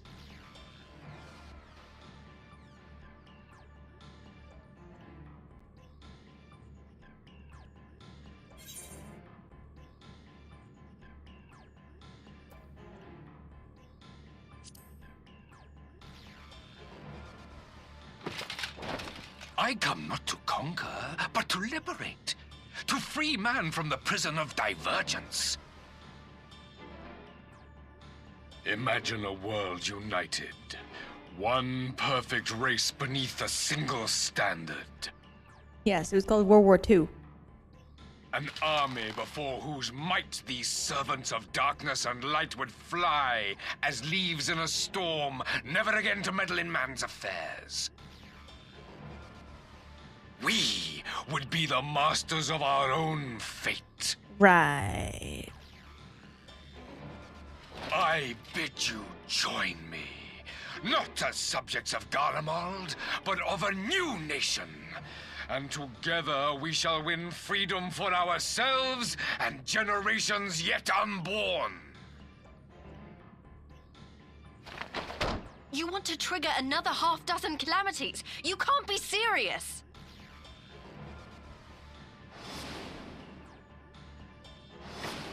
Have you forgotten how many died? There will be no one left. Do you truly imagine we would aid you in your bloodletting? It is unthinkable, unconscionable.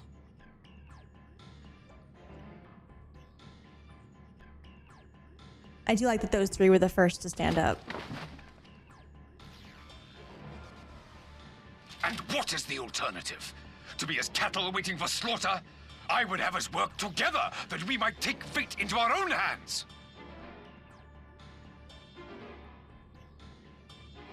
Into your hands, perhaps.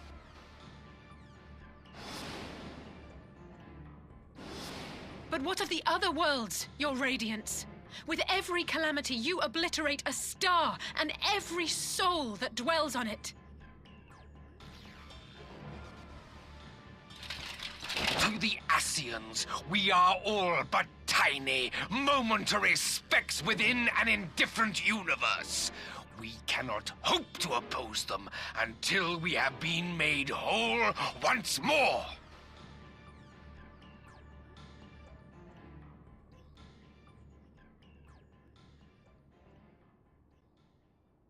Are these truly the words of Garlemald's ruler? The flaws and foibles which you so abhor are what make us who we are. Every nation, even yours, Emperor Varys, is made whole through the combination of these imperfections, the strengths of one compensating for the weaknesses of another. While it is true that man succumbs all too often to anger and avarice, he may yet overcome his baser instincts through the forming of bonds with others, fostering community and cooperation. Hey look, the thematic core of 14. That the protector of an empire should not only reject these fundamental truths, but seek to change them at so dear a cost to life is indefensible. Such a man is not fit to govern.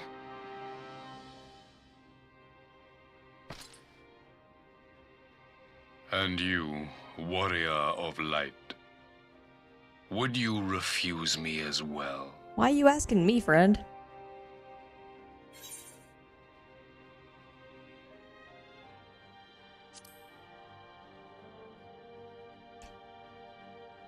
Genocide is bad, kids.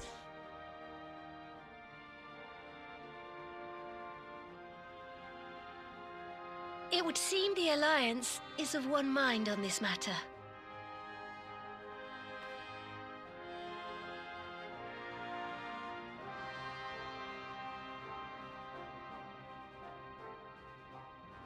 You Eorzeans never cease to disappoint me. Though I suppose I have only myself to blame for expecting more from savages. This discussion is at an end. I bid you make ready for our next meeting. It will not be at the negotiating table.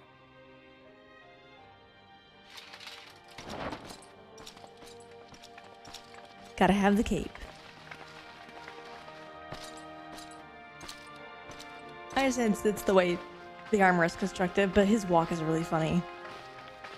It is. Xenos is too. Like, they both have this really funny walk that's just them being over encumbered by their own armor. It's okay. Armor is very protective and is a very good thing to have. Unfortunately, in order for it to be protective, sometimes it limits motion. And therefore, they must waddle. Yes. Because the armor that they're wearing, if you look at it, I don't know who designed the armor. I'm not going to call them out or anything, but they're wearing riding armor.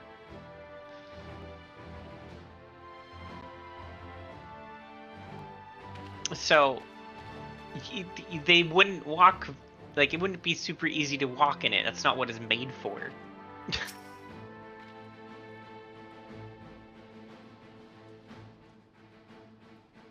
And you would be kind of bow-legged walking around because that's how the armor's designed.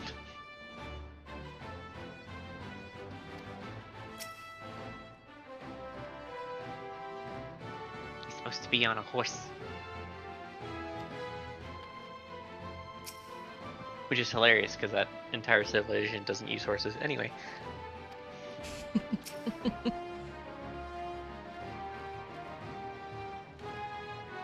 That I wasn't going to call them out. Damn it. I did kind of bait you into that conversation, knowing full well what that was going to do. I got bullied into that one. You didn't get bullied, I just made fun of a guy's walking cycle. Two guys' walking cycles.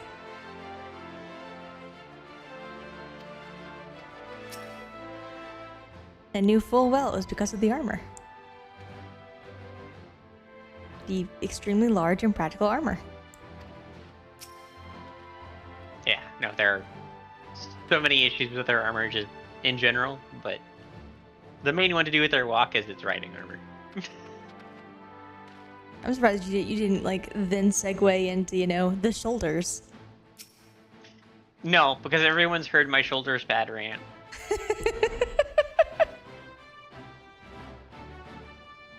No, nobody has to hear it again. How to swing sword with wind shoulders. How to turn head. How to swing sword when shoulder pad is one big piece instead of 7 or 8 articulated pieces that move with your arm.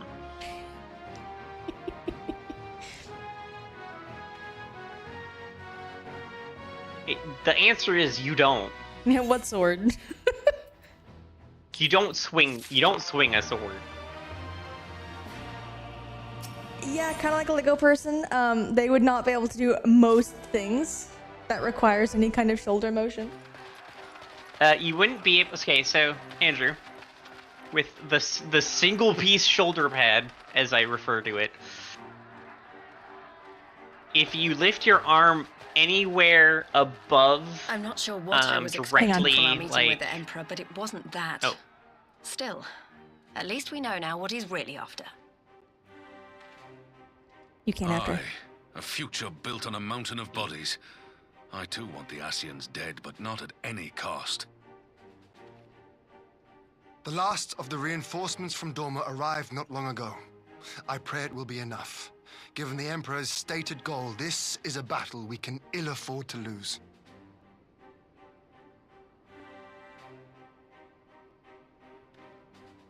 If the Gallians come in force, we may not have much say in the matter, even with our combined strength. We knew from the first that the odds would be against us. But if there is even the slightest chance of victory, we must do everything in our power to seize it.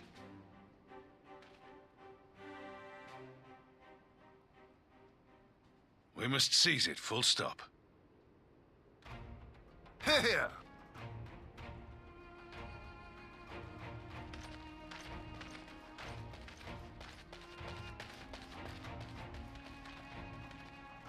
The two of you are to join an irregular unit and support the main host. I won't bother asking if you're minded to fight. What if I said no? After coming this far, how could I not? Well, you see, I'm not really And one for once, wars. There's no one around to countermand me. Not that they would. Not even my brother. But we all know who really make the difference. Ready to frighten some Garleans?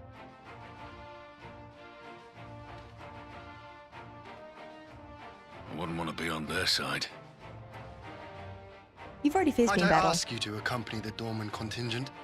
They are strangers here, and your presence would do much to raise their spirits.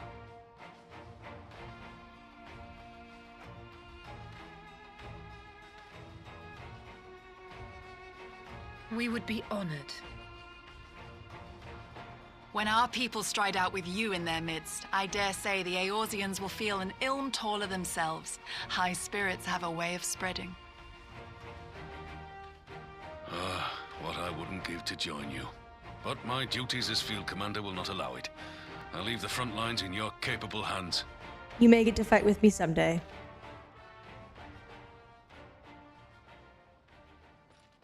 With your one arm.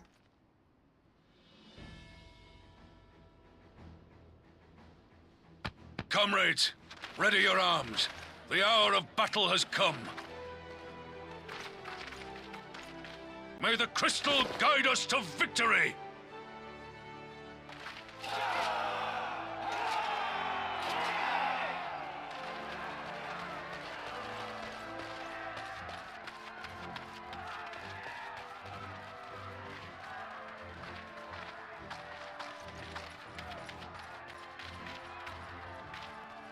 Now the most terrifying man here.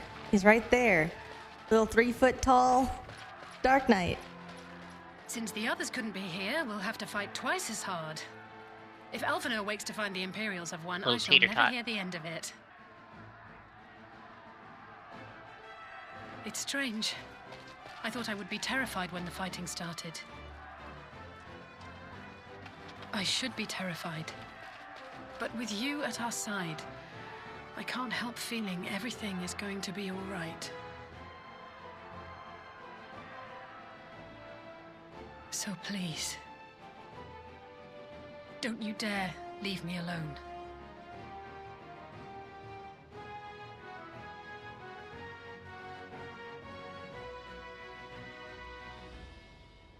No matter what happens, we have to survive together.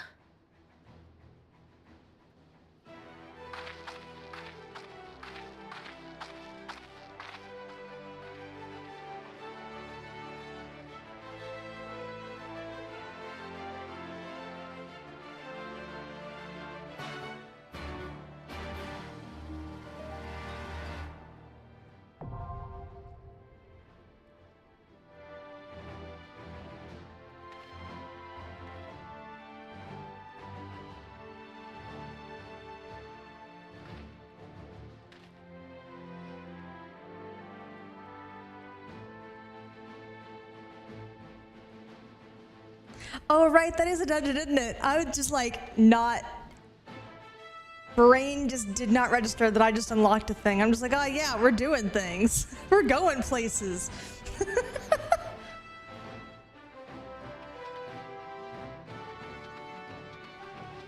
Was about to absolutely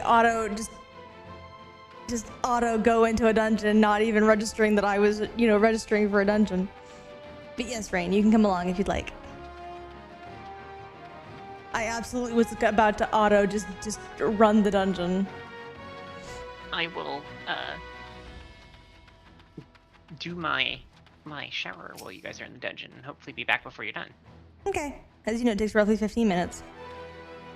Yep.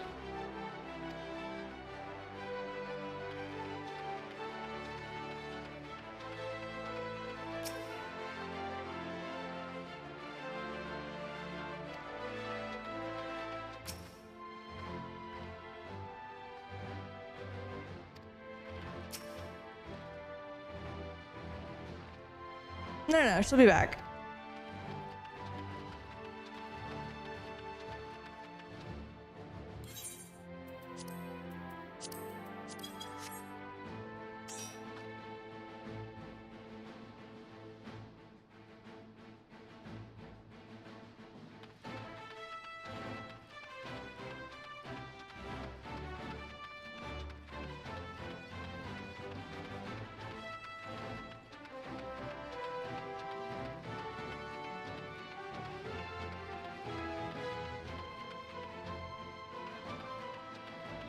Are you pinging Estella, Andrew? Since I have regained my wits and realized that, in fact, we're walking into the last dungeon of Stormblood.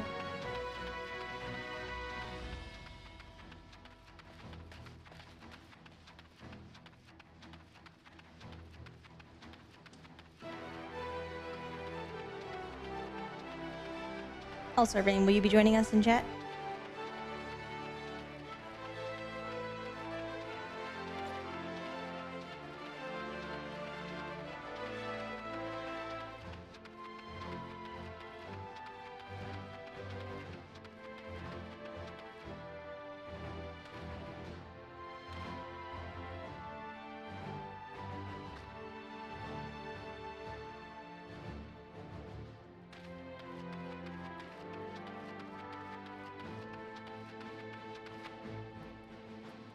Woohoo!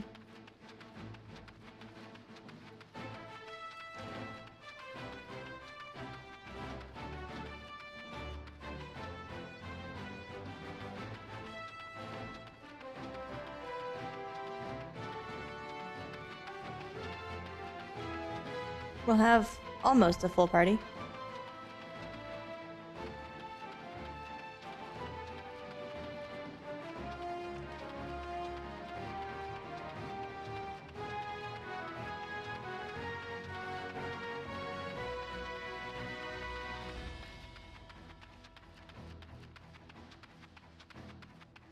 I think Rain has wandered off somewhere. Rain! Are you going to be in chat with us or no?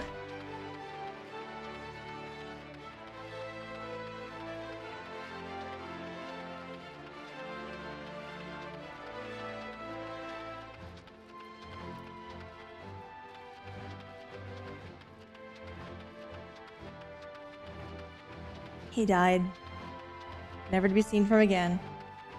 I haven't even started healing him yet.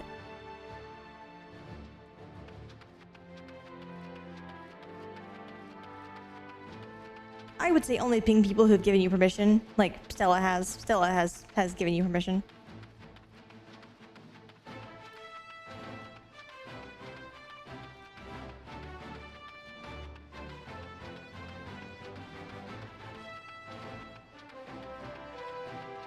Hmm.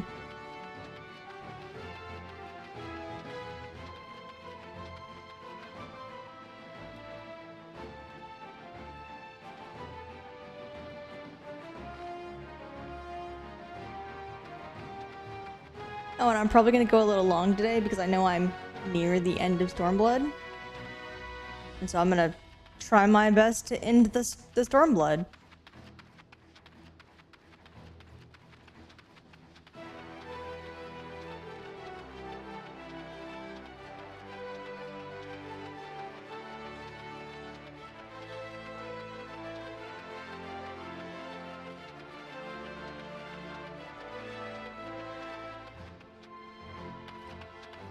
Yeah, it's Friday. Can't afford to do. Because I don't want to do like, I don't want to like end it at my normal time and then only have an hour maybe. And most of it being credits on Monday. Like that just doesn't feel right. I'd much rather just, you know, finish it all in one fell swoop.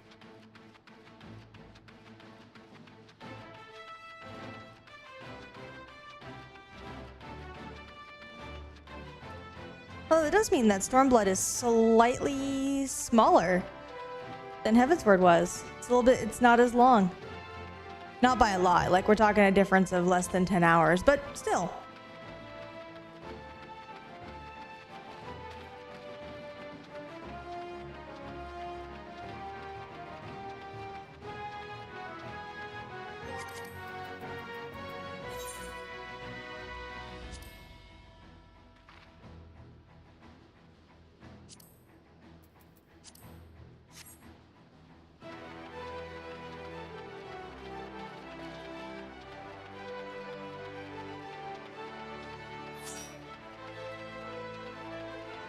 But one of us has to change. And it can't be me. I had nothing else unlocked.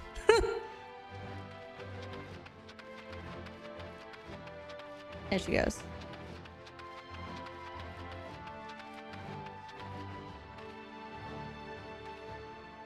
I'm guessing they're not going to be in chat then, because he hasn't answered me. So I'm just going to do this and see.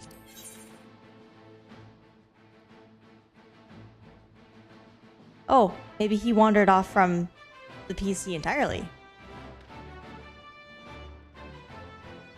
There he is.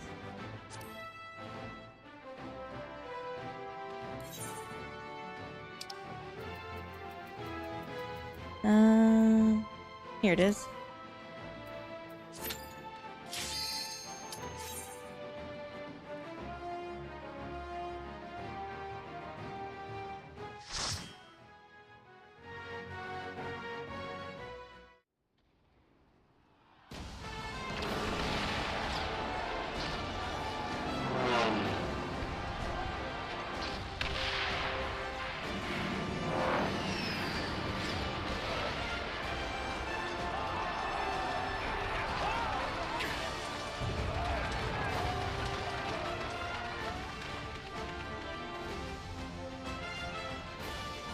Hold up, I have to see what top that is.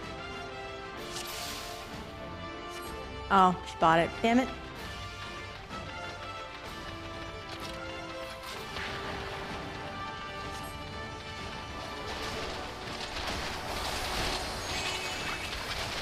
I wanted that.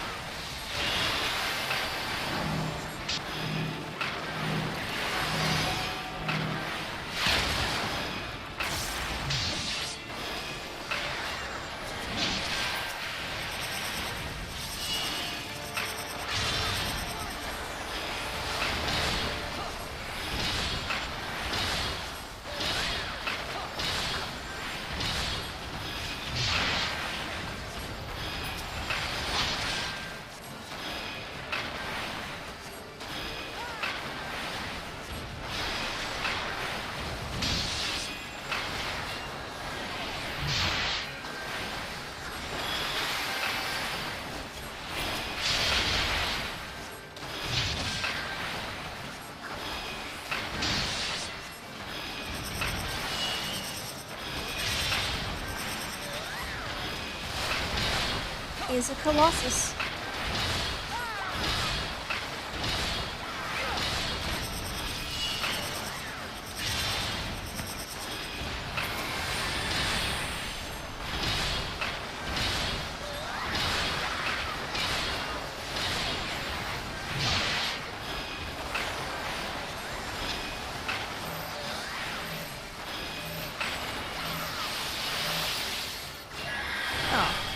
He died.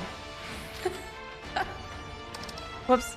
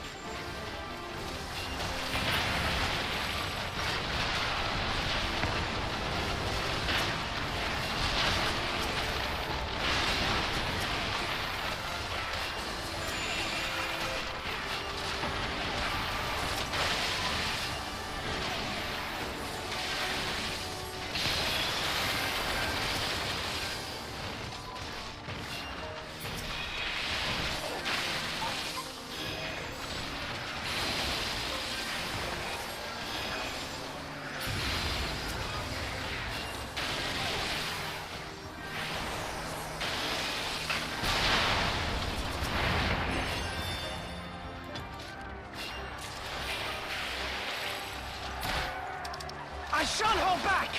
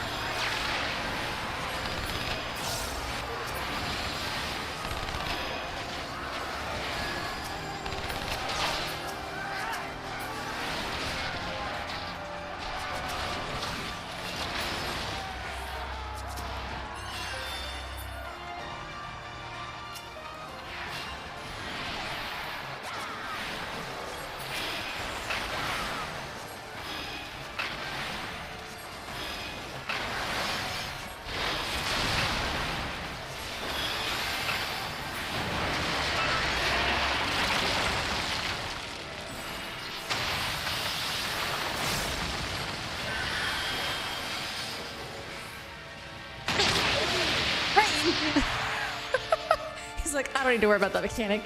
Doesn't exist. I'm just gonna pop TV in and be safe.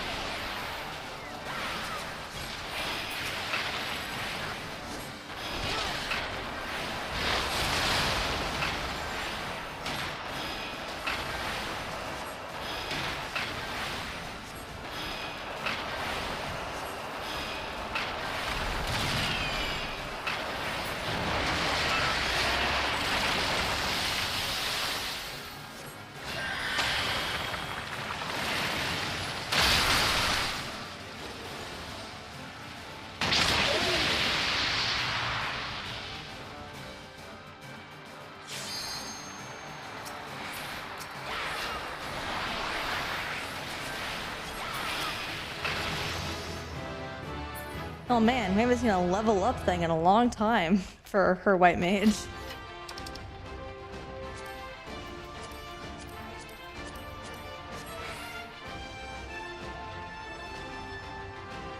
You underestimate me.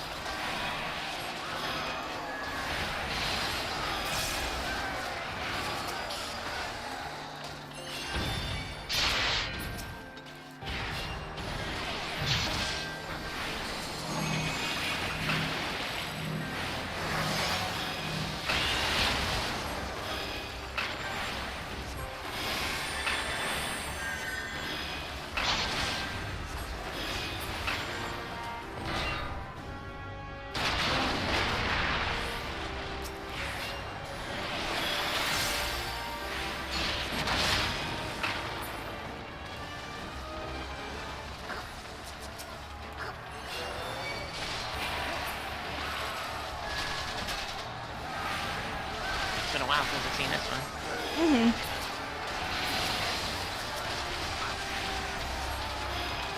As one!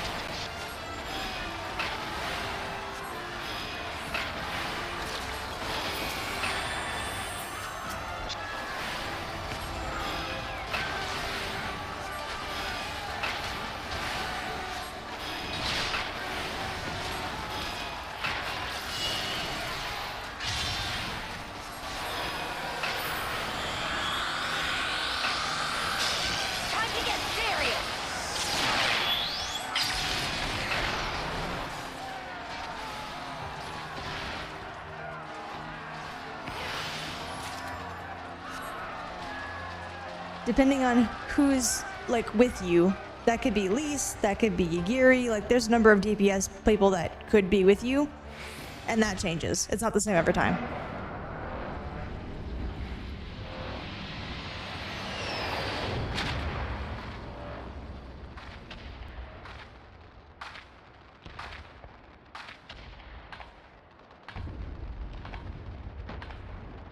How can they see?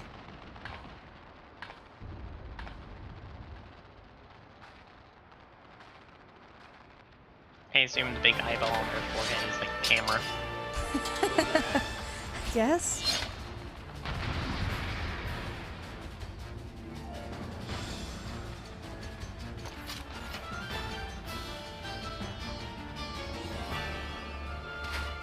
The tiniest of slits.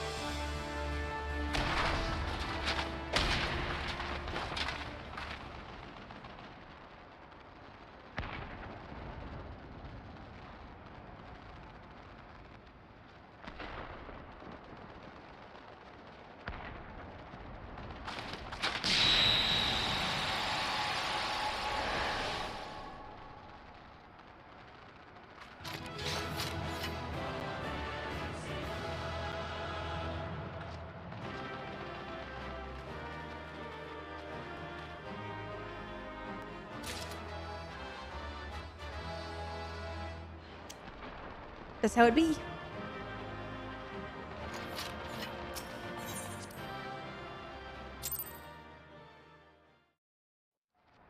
Ta-da! We did it! I dare say they'll be reeling from this. You were truly inspiring in battle, my friend. I'm determined not to be outdone, but there seems to be no one left to fight. A tactical withdrawal, perhaps? We should give chase. Finish them off while we have the chance. Imagine the other surprise when they wake to find the war already won. The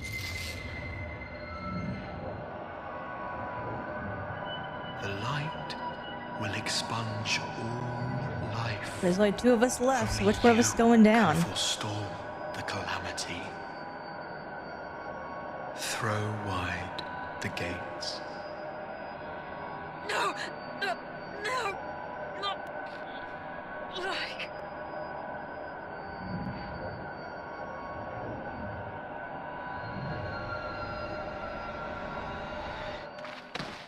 There she goes. I am the last.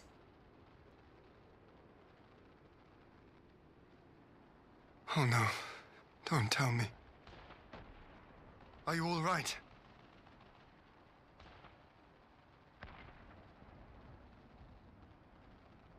Quickly, we must get her back to the encampment.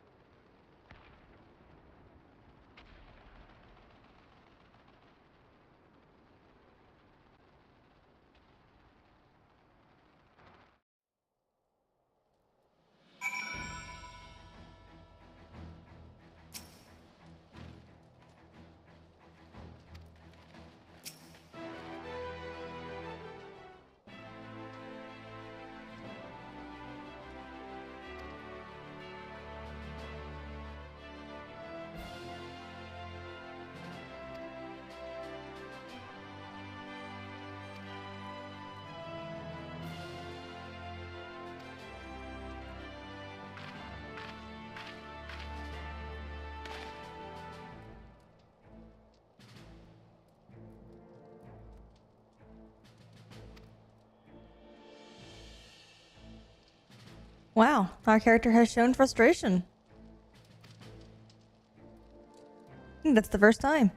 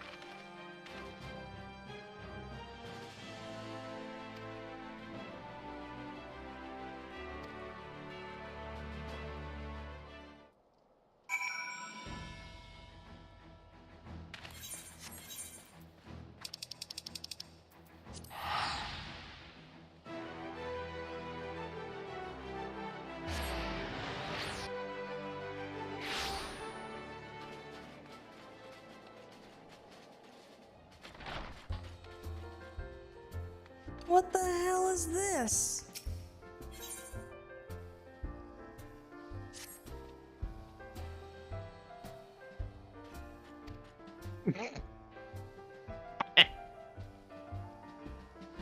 This map has been clean for ages.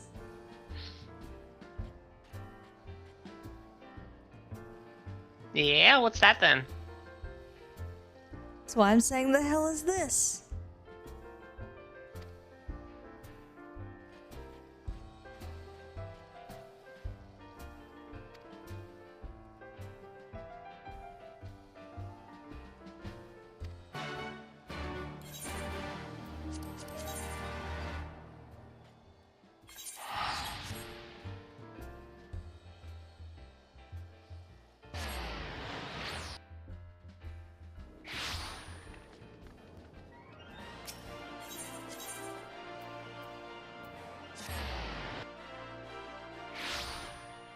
Sir, I was in the middle of a war.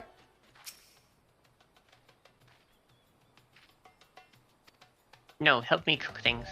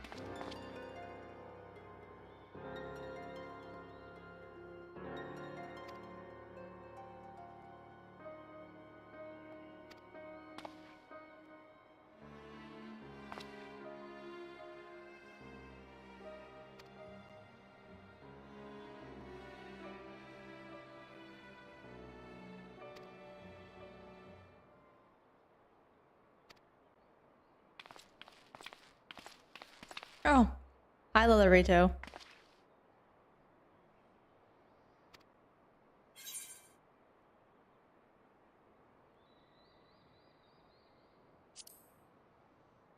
I'm glad he's foregone the mask. It was dumb anyway.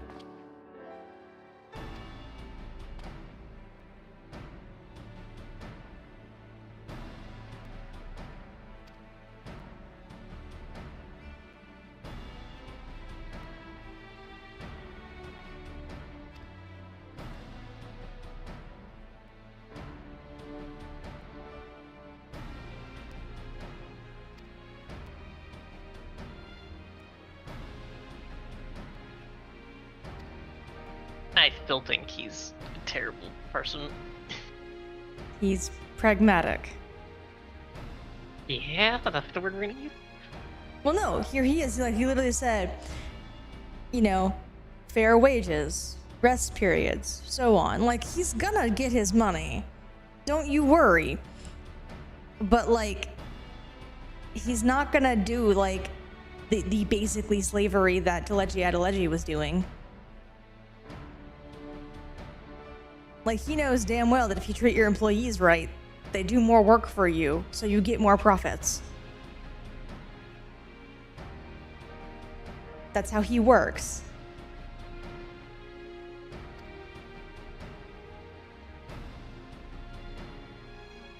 Like, yes, he's self-interested. Don't get me wrong. I'm not saying he's a good dude. He's extremely self-interested. But he's self-interested in a way that makes him act right.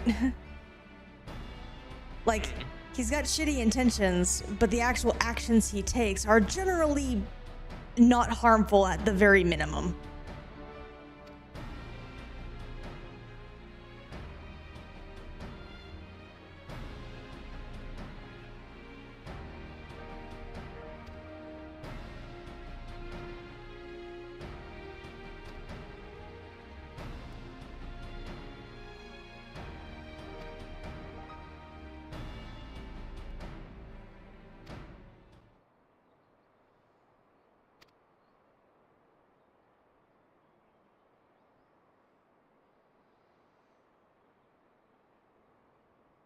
Still don't like him. Yes, you could not like him, but you can't say he's truly evil either. He's just a businessman.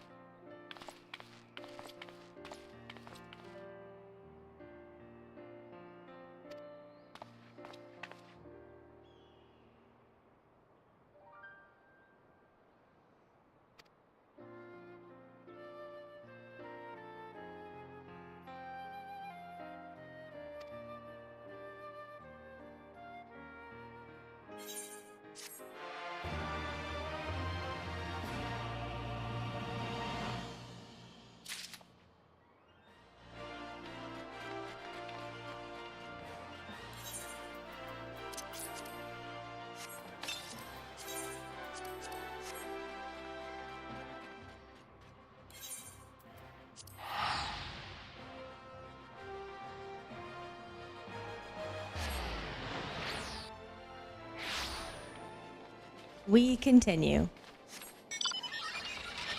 Now that the distractions are over, anybody else messing with my map? No? Good.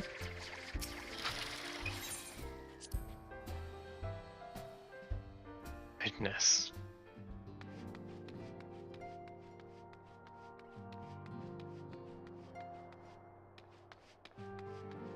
People... Nope. Same. Yeah. No one else has moved.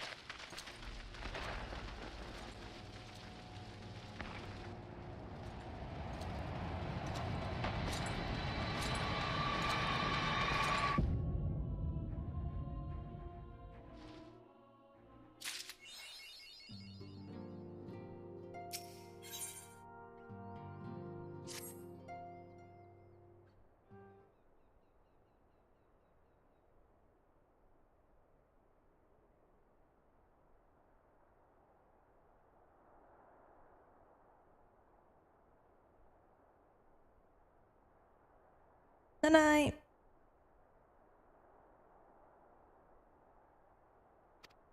Good night, Rain.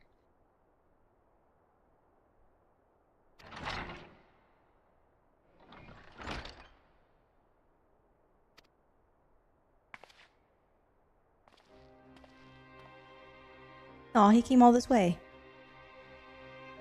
And they can't use ether, so there's no way that he could teleport. He literally had to come all the way.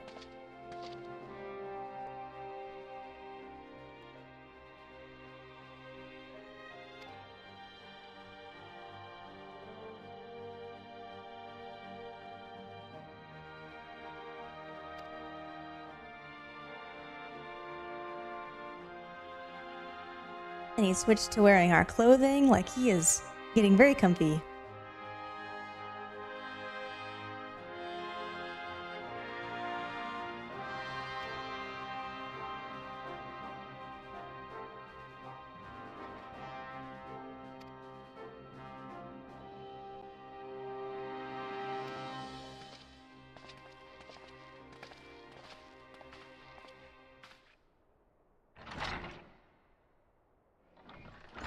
And this is the first time we get to see them. Psych. We do get to see them at least once. Not yet, though.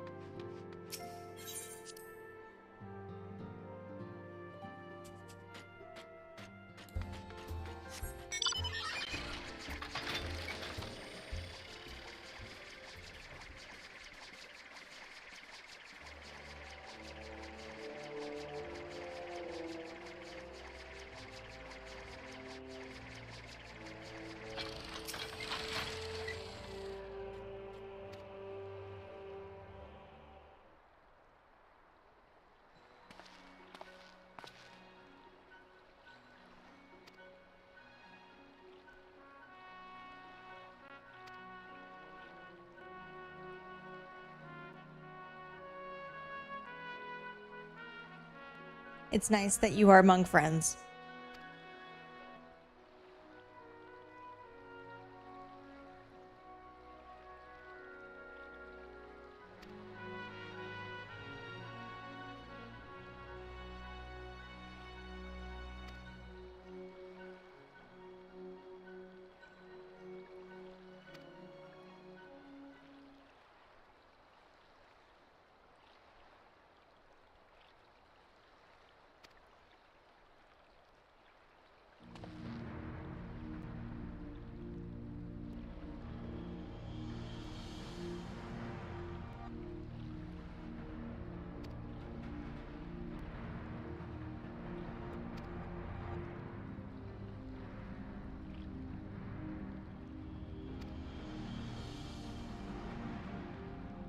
Clock him once for me.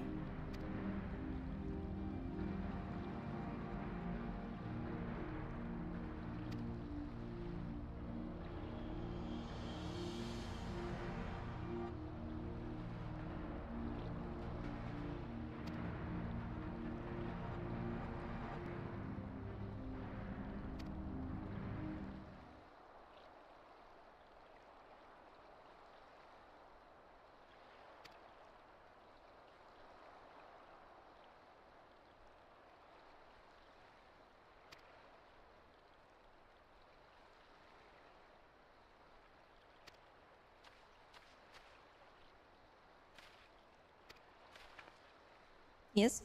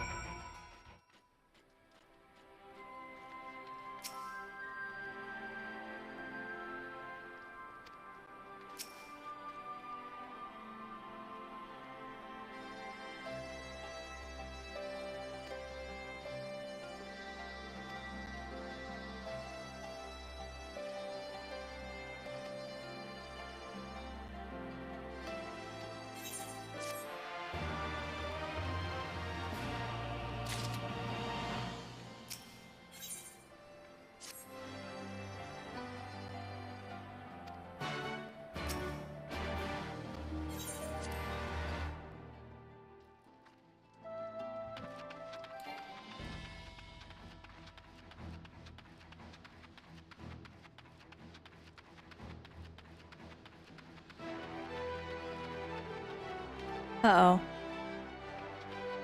I see a solo instance in my future.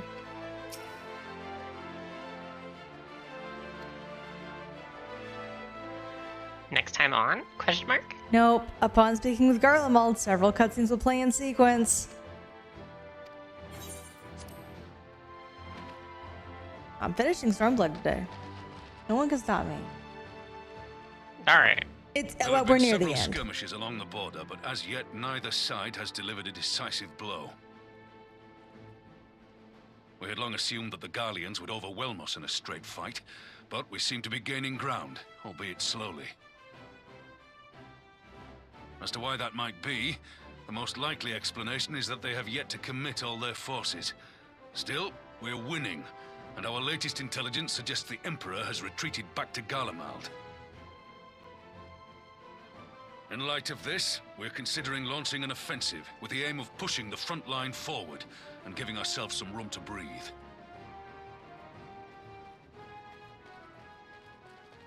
Commander! The Imperials! They've broken through our defenses to the east. What? Our scouts say their forces are being led by Lord Xenos. Lord Heian and Commander Hext have taken their troops to provide support, but we don't know how long they can hold out. So, they've been biding their time, waiting for his arrival, have they? Very well. Send word to our allies, requesting reinforcements for the front line.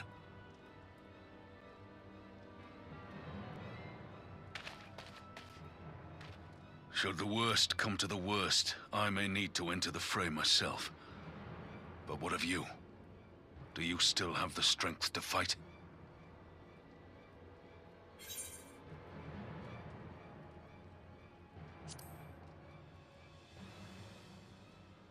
Let's go.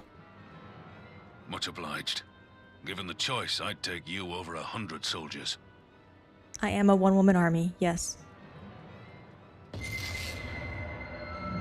Why won't they open? Please, I bid you open.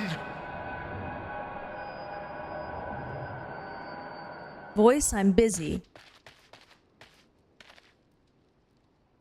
What's wrong? Is it the voice again?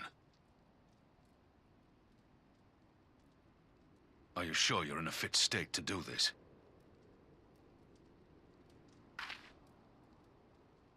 I'm loving the look of, like, May Ralga frustration. grant us strength. Give 'em hell, lass.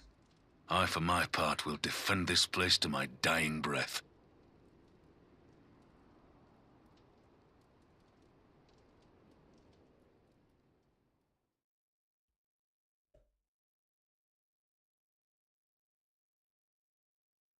I'm loving that they keep adding range to my character. It's so good. Looks so good on her every time.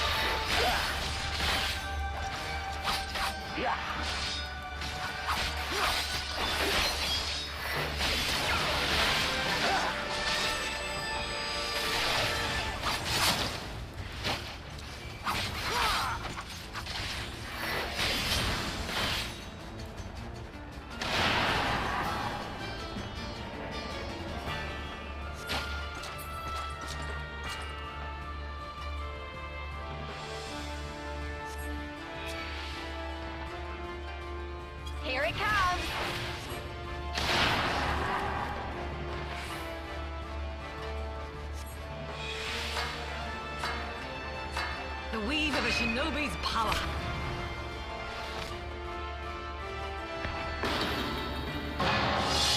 The art of my forebears.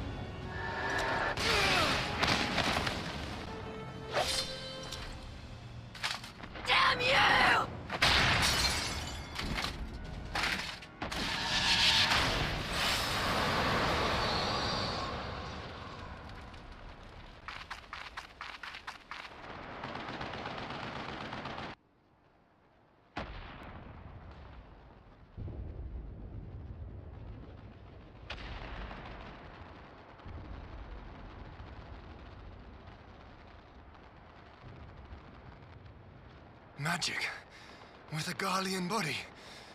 That's hardly fair.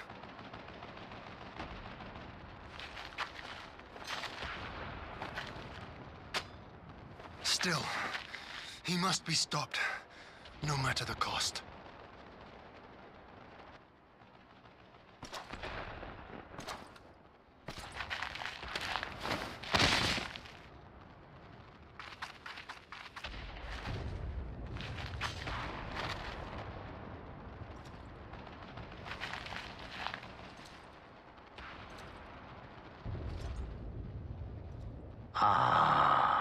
Bringer of light. It has been too long.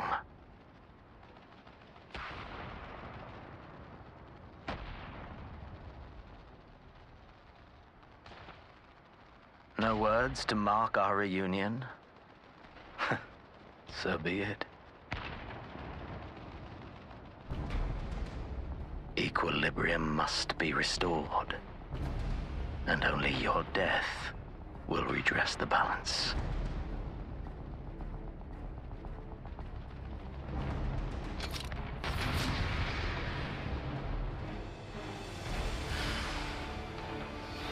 Remember when I was saying that we didn't actually get a power up and we've been having to rely on all of our friends to kind of help us through things? This is where that becomes a problem. When all of our friends have been taken out by Mysterious Voice A.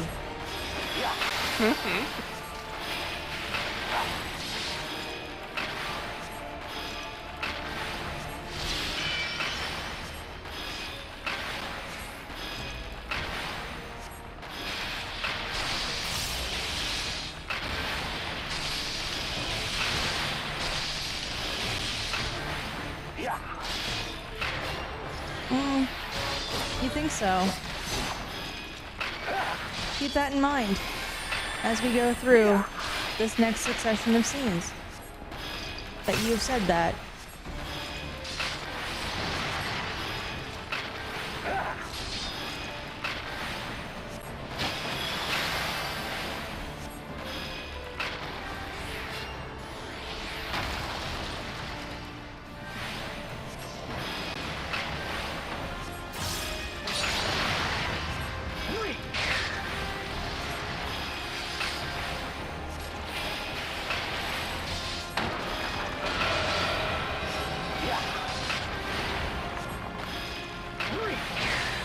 Again, keep that in mind.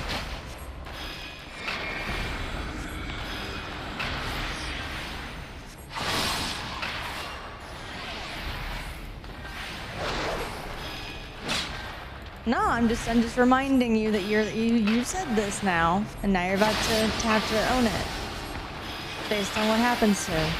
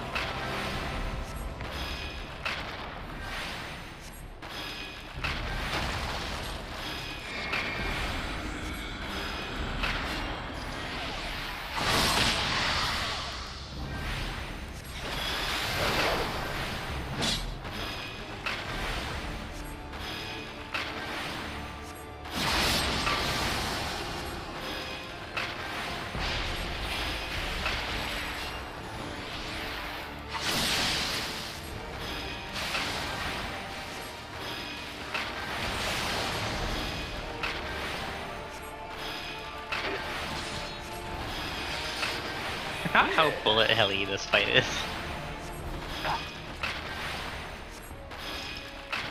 It's only that one phase.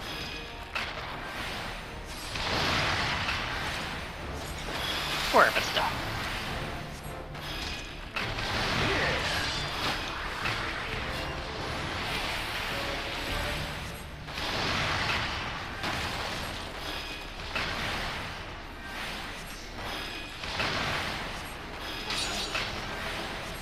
I get tired of how damage spongy he is just as a person.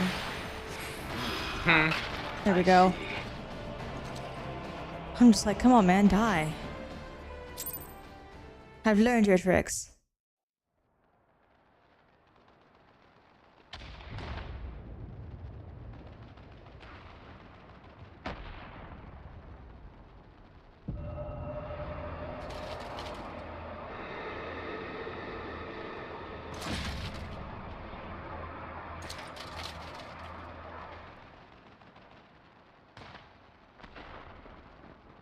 Your mother chose her champion well.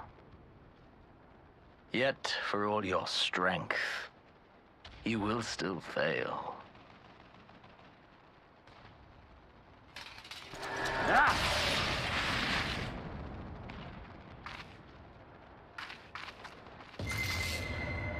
Please, I beseech you.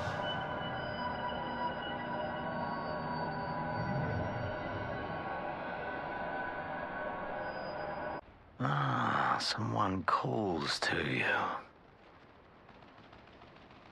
Too late, alas.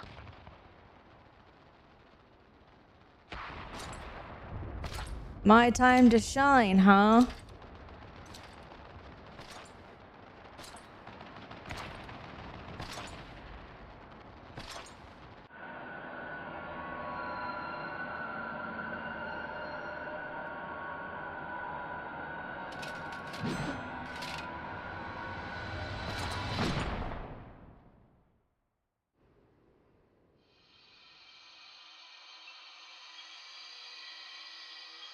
Don't matter. We still lost.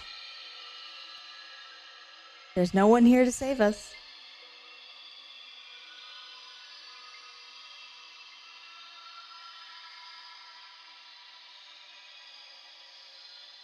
At last, I found you.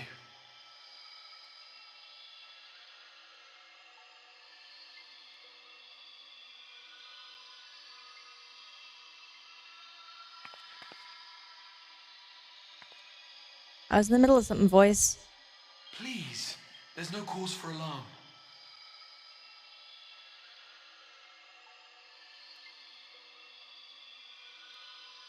Though, I confess, this is not where I had intended to meet. But the place of our meeting is of no consequence, like the war you wage. Win or lose, the path you walk leads only to oblivion.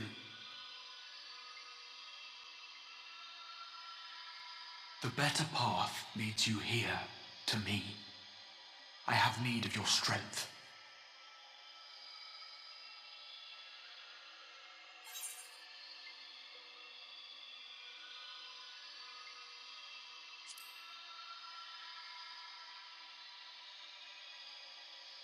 Our character's having none of it today. I'm afraid such questions will have to wait. We have precious little time, and your work is not yet done.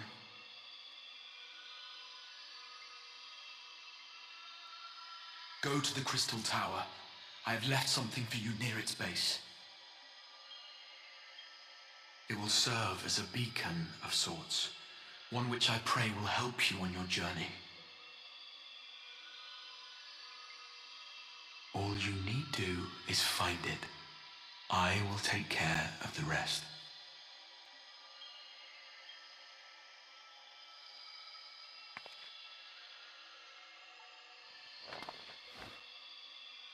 Soon, we will throw wide the gates. And the path to the first will be yours to walk at last.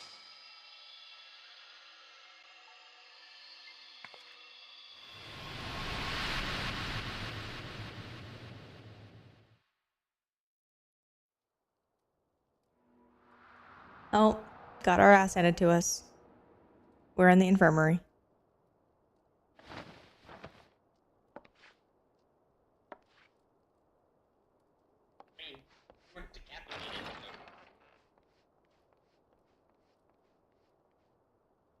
I mean, we're not decapitated, so that's a plus.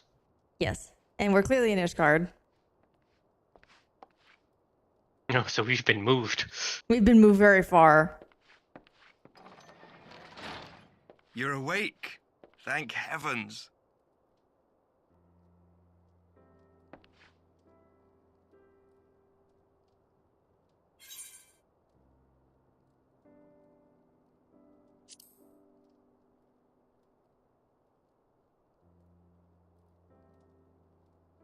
Do you recall the confrontation with Xenos? You were the first to come to the aid of Mistress Lys and the others on the front line.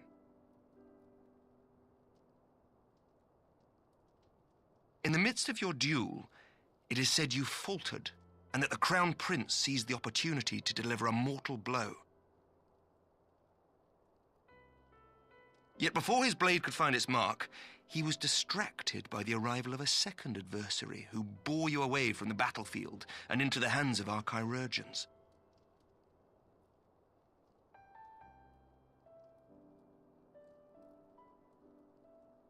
Lest you wonder, he left before you awoke. As is his wont.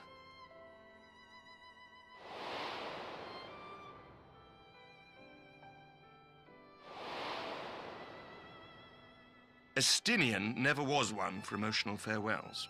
Had to be saved by not Cain. We have fallen very low. Though Xenos bested all before him, the battle clearly took its toll, for he retreated shortly after your rescue. Seeing this, the remaining Imperial forces decided discretion was the better part of valor and pulled back, allowing us to re-establish our position. We have since received word of renewed unrest in the provinces, doubtless inspired by the efforts of the Eorzean Alliance and our Far Eastern allies.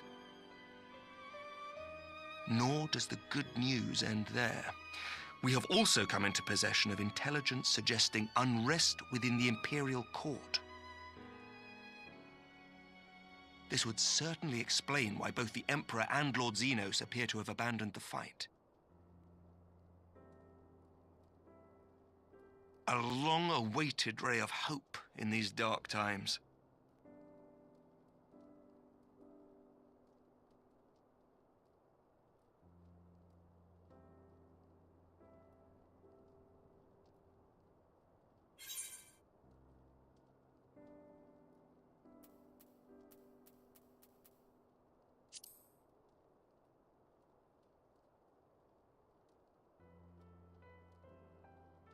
Yet to awake, I'm afraid. But please, concentrate on your own recovery for now. That's not how my character works. You have carried the hopes of some half-dozen nations, and we are all eternally grateful for your efforts. But no one is without their limits, not even you. Leave this fight to us, my friend. You have earned your rest. Oh man, I got no power up. Before I forget,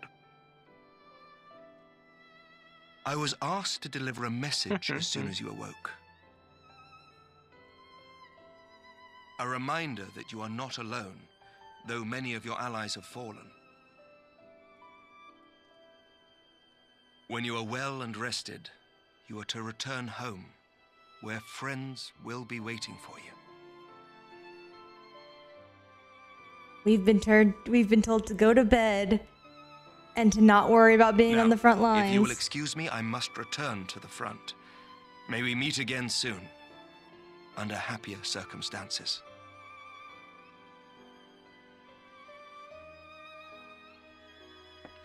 We have been removed from the conflict. Because we nearly died.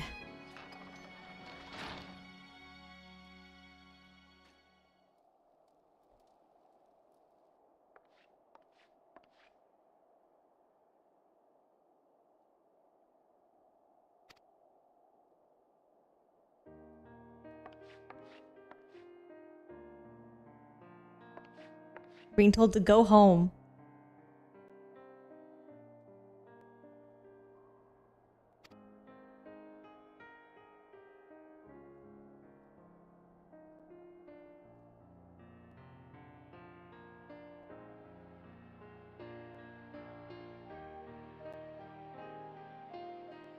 No, we do not have a single... Again, we haven't gotten a power-up of any kind since the beginning of our journey. We've been depowered and regained that power. But we have not received a single power-up in this entire journey. And the world has a way of self-correcting for people like me.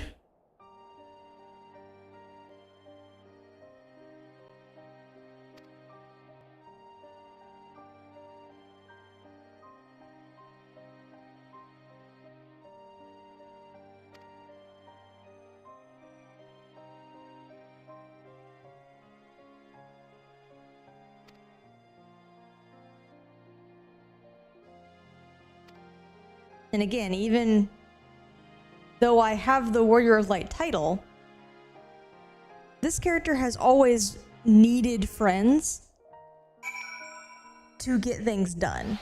This character isn't actually any better or worse than other people. We just have a lot of friends to help us along. So now all of our friends have been taken from us, and so our character is largely just a regular person. Yeah, has the echo, but like that doesn't grant any special combat powers. It just means we can't be corrupted by outside influences in terms of our ether. All of the power we have is simply by us training a lot.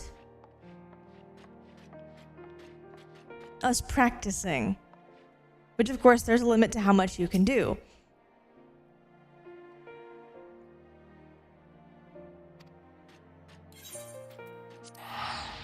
So our character is just a very talented warrior, but is actually nothing special. We're called the Warrior of Light because we have the blessing of light and happen to be a warrior.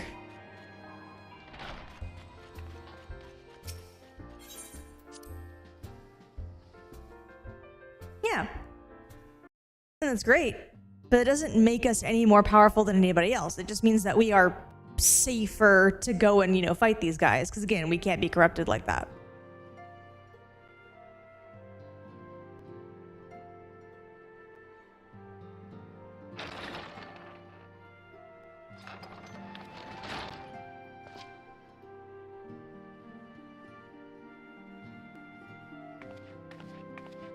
Oh, we've made Tataru sad.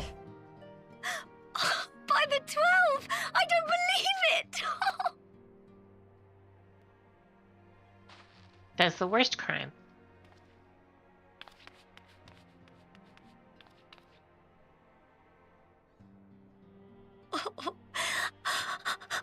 Oh no, we made her cry!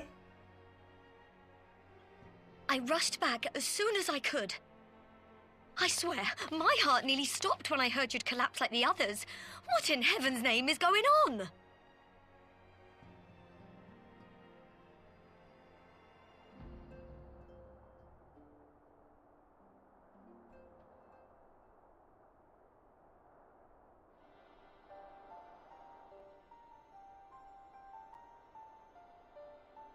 Win or lose, the path you walk leads only to oblivion. Oh, well, that's helpful. And what else did he say? The better path leads to him?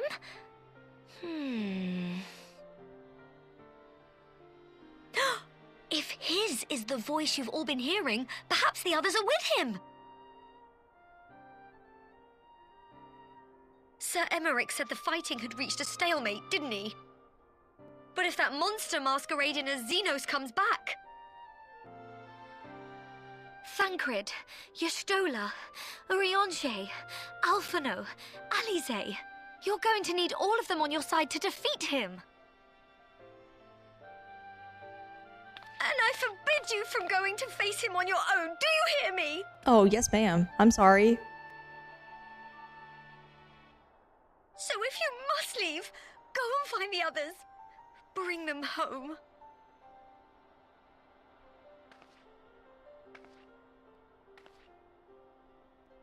We have done war crimes. We made Tataru cry.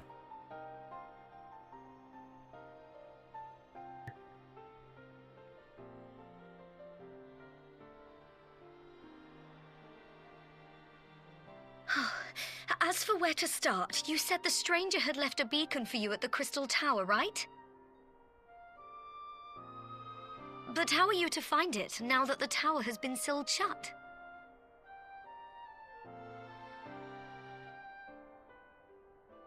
There has to be a way. If anyone would know, it's Sid and the researchers of St. Coinac's find. Don't you worry, we'll find that beacon for you.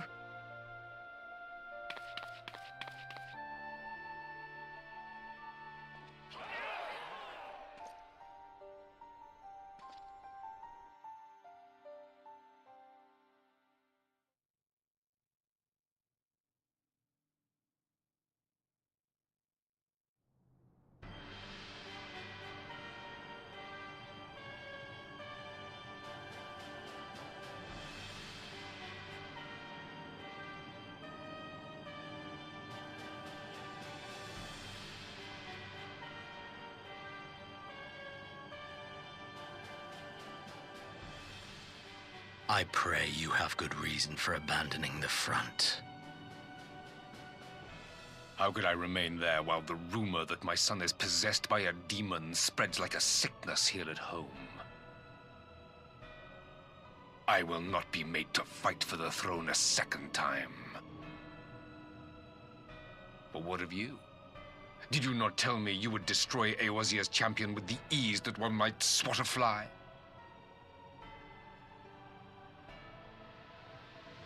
A minor setback. She will not escape me again. Where is your grandsire? I would have words with him. How should I know? Do you hide from each other's sight as well? I imagine he's doing what all Ascians do. He must have found a way to take advantage of this turmoil. Men are not pawns to be played with, Ascian. You underestimate us at your peril. This war will not be decided by you and yours. Man must choose his own fate, and I, for my part, will do all within my power to see Garlemald emerge victorious.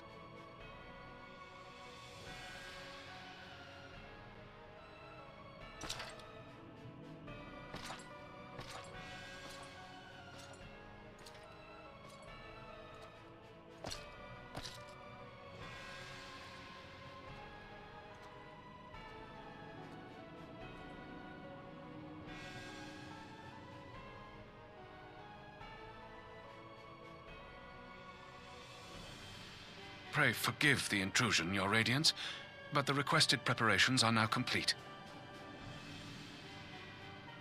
We stand ready to begin production of Black Rose upon your order.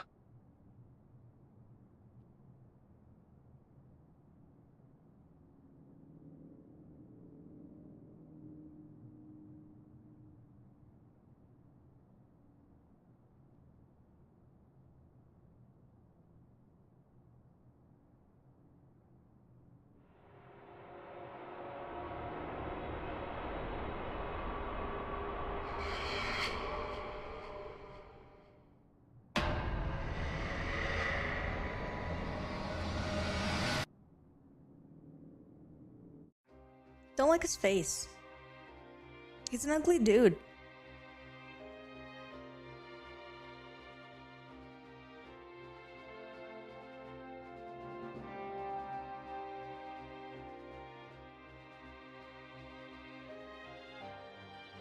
There we go. That is the end of Stormblood.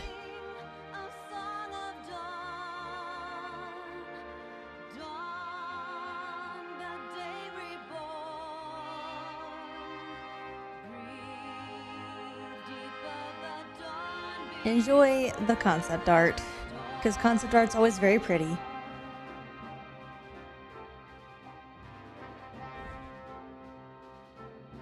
Uh-oh.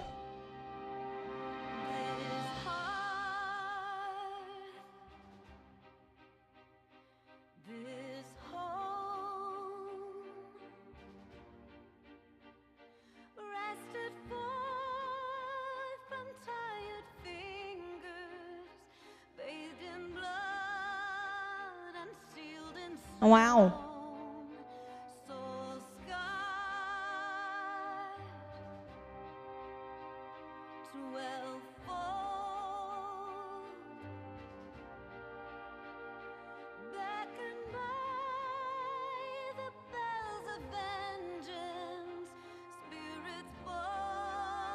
Aw, there's the twins.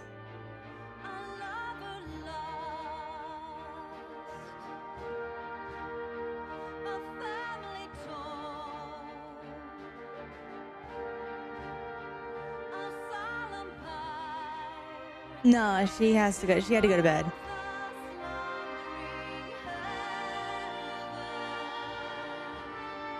Alas. She has work tomorrow. Like I have the day off, but she does not. Right?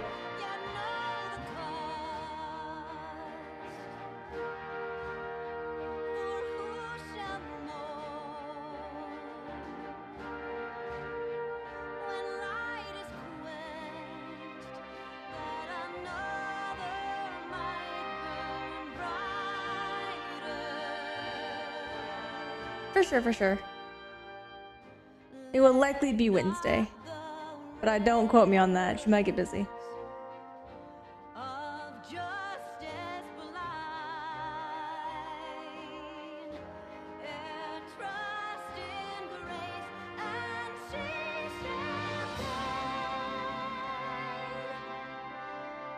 Man, get out of here, Asahi. I killed you.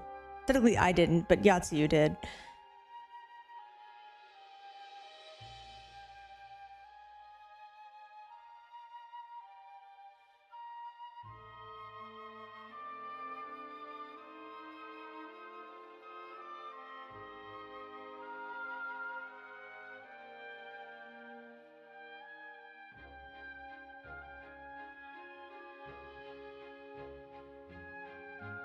Eh.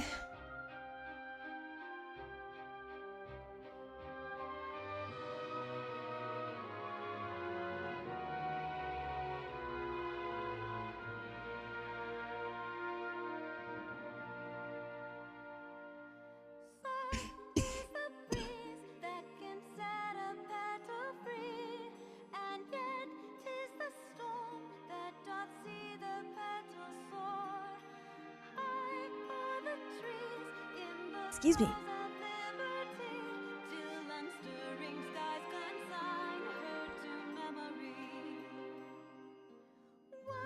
Man, screw the teeth clattering. Can't.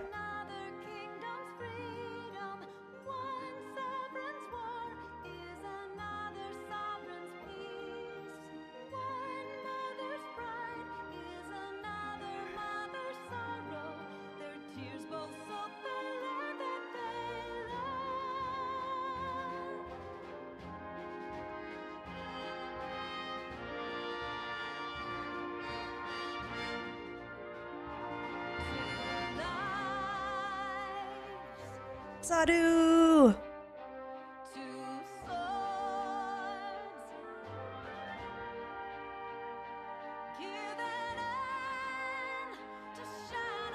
Hey, little son.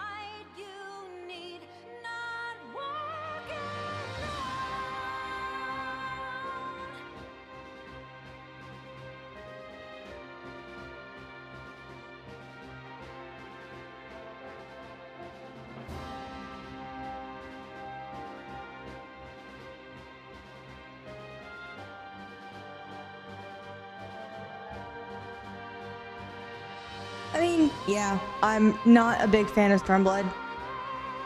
To the surprise of no one.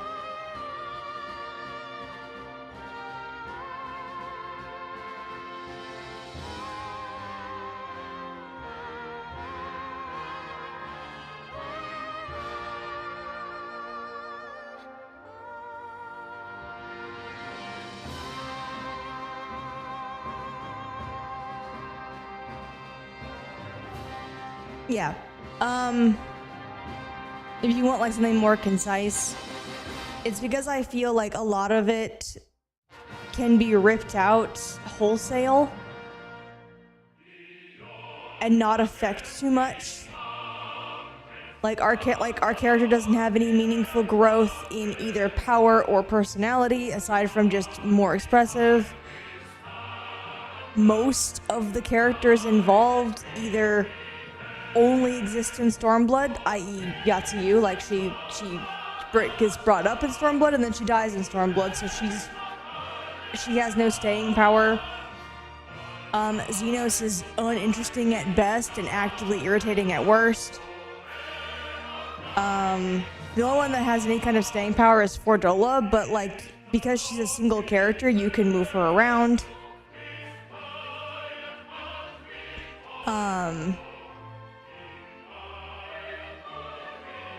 And overall, the writing is fine. Mostly it's just, so you know how war stories kind of have a cadence to them, like you kind of get like the sequence of events in a war story that are very kind of standard. They do the same thing in Stormblood. They play it very safe to where the story functions just fine. It's got some weak points, like I've been, snarking it. But overall, the writing is mostly just extremely bland. Like, it plays out exactly how I would expect it to play out. And again, a lot of the conflicts involved only exist in Stormblood. And you could be like, oh, but Xenos has been resurrected and therefore can affect the plot later. And that's true. But Xenos himself is not that interesting as a character. So I feel the benefits of bringing him back to have him influence the plot later is not worth the irritation of, why did you bring this character back? He was irritating and uninteresting to begin with.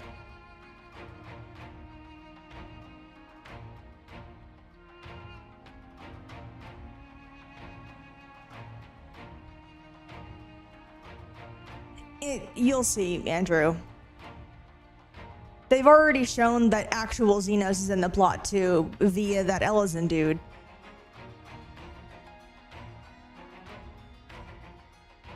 So no, Xenos in his full capacity, both body and soul, are in the plot still. Despite the fact that he, offed himself. So, the character of Xenos, and he has 2 parts right now, but still, the character of Xenos fully exists in the plot, even though he should have been dead.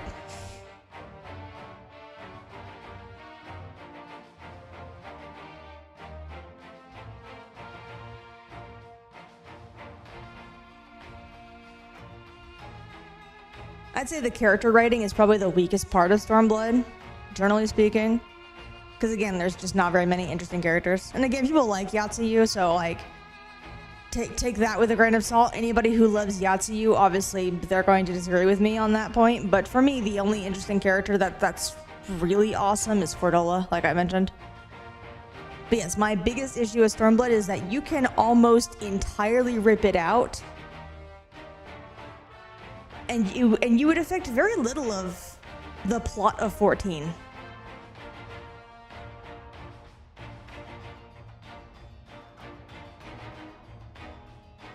And the things that it does bring to the table are either things that you can briefly bring up and then leave, like briefly bring up as, set dressing or set up for something else in a different expansion, or could be cut out entirely. I don't think the content brought into Stormblood is enough to justify it being a full expansion. You could put it in patches, you could make it a brief thing, you could cut out things entirely. That affects the overall plot of 14 so little that you could condense it so far and you would lose nothing.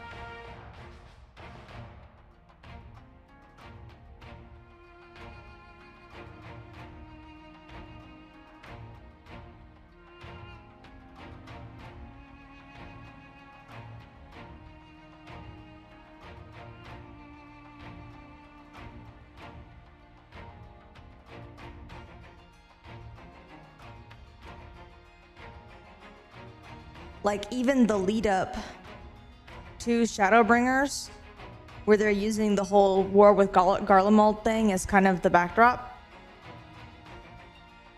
Assuming that Stormblood doesn't happen, and they still hold Alamigo, instead of that point of combat being at the Alamigo border, it would be at the Gridanian border, which is already set up via Heavensward. So you could literally go from end of Heavensward to the setup for Stormblood, or the setup for Shadowbringers, and cut out all of Stormblood, and it would be fine. It would still work 100%. No issues.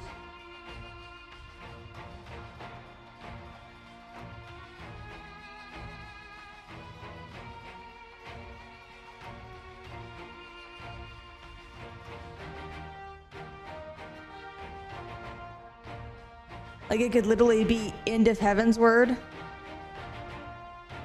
I like Sadu. Don't get me wrong. I like Sadu, but she's a dead simple character. Like again, what I say is interesting versus who I like are two different things. Just to make that kind of clear. Typically, I like certain tropes and I like certain character archetypes, and am happy to see them in a story. But after you've seen the 50th Sadu, you know, battle crazy warrior who gets a lot of power from being in the joy of combat, like there's a lot of those. You know, once you've seen enough of them, you like them, but they're no longer interesting. They no longer, you know, they're no longer intriguing to the mind. You get used to it. And I'm not saying you can't have one of those characters. In fact, I think Sadu's done very well because there's a little bit of a twist on it where they actually have a religious belief that their souls literally burn brighter mid-combat. So it adds an extra layer to her character that I think is very cool. I like it. But Fordola is still the more interesting character. From like the standpoint of, you know, being Alamegan while it's under the oppressive control, the oppressive regime of Garlemald.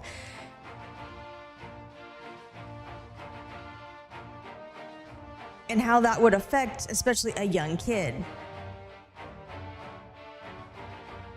who saw the worst of both sides of, you know, these two forces in a very traumatic event, and how that affected her worldview. Like there's just more there. There's more meat there to kind of dig into.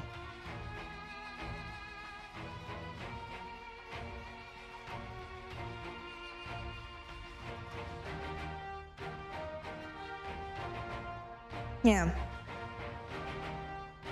And again, you don't have to like Fordola. Like, let's be real. I'm not saying like Fordola, because she is designed for you not to like her, similar to Asahi. You're not supposed to like Asahi. And obviously people will like or dislike characters however they want, right?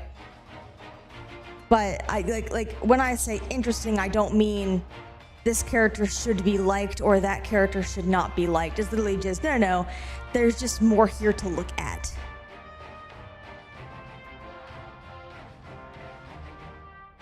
There's Matsuno.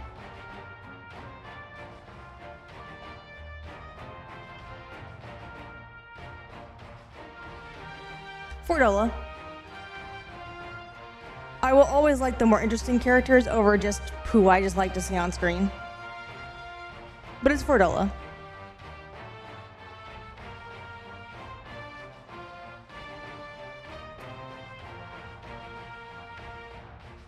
A close second is absolutely Sadu. So like, again, I love Sadu. Anytime she's on screen, I'm very happy. Sadu is definitely my favorite. Again, the reason why Ice, my main, is Azela is because I met Sadu in stories, you know? Like in the story I met Sadu and I really liked just the what the Datharl believe. Like I really liked that section of the step. And so yeah, Ice went from being an Elizin to being Azela in that expansion. And she really hasn't moved since. Like every once in a while when I get like, when I want to see new things, I know, right? But when I really want to see like new like races they made, or if I want to like, you know, if I want her to look a little bit different for a little while, or even there's one time where I made her a Lalafell as a joke. So I'll Fantasia every once in a while, but I always come back to her being Azela.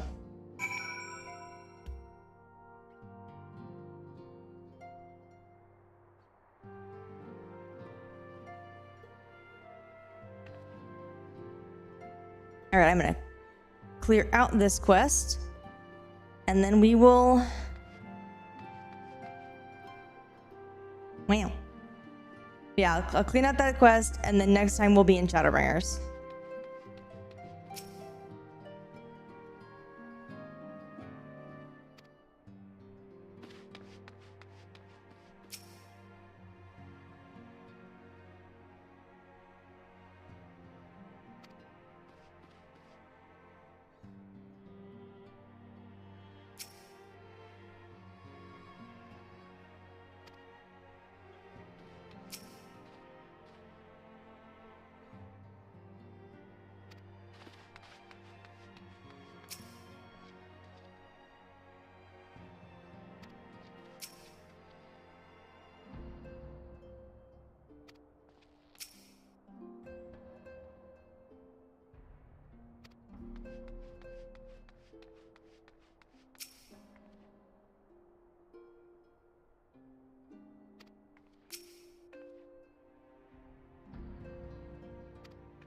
Oh my goodness.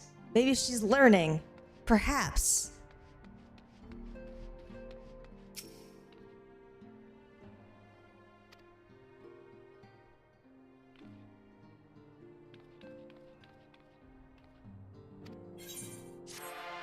I have a new outfit.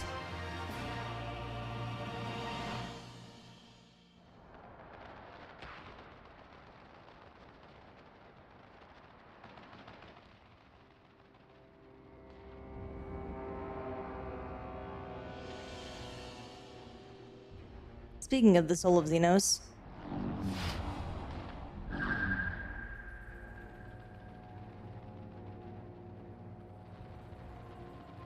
My enemy.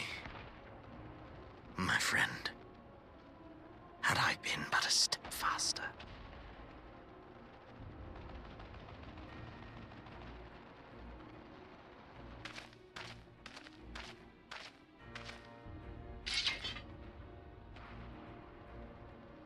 Bloody savages!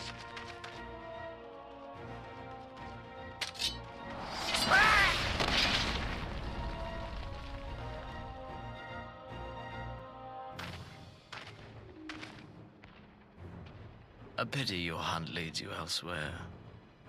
Not that I am surprised. May you find joy in it. Grow stronger, more savage, and savor every triumph. Shut up. In the meantime, I will reclaim that which is rightfully mine.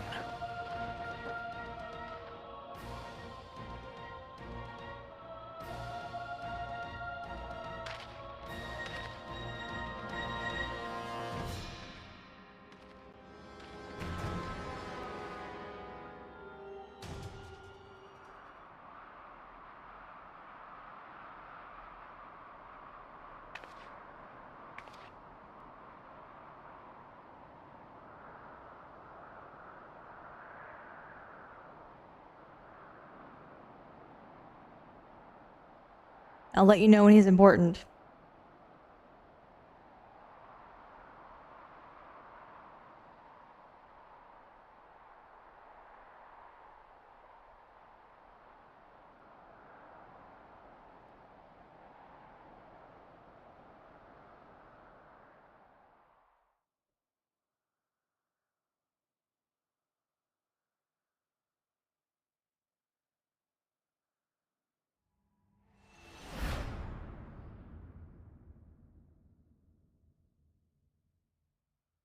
There's an Onion Knight gear set, I believe, in the Crystal Tower series that you can put on a Lalafell and get your Onion Knight.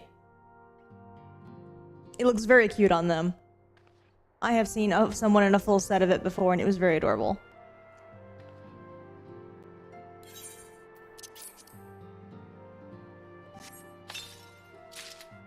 Okay, let us see this traveling attire. It is horrifying, and you must see it.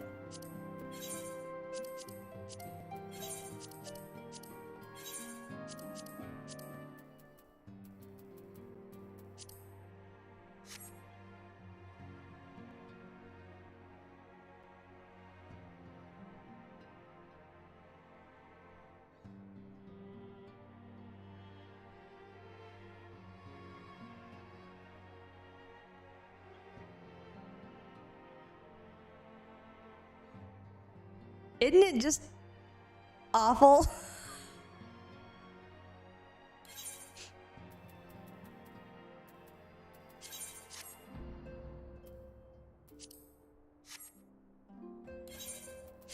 Anyway, we'll be back with Shadowbringers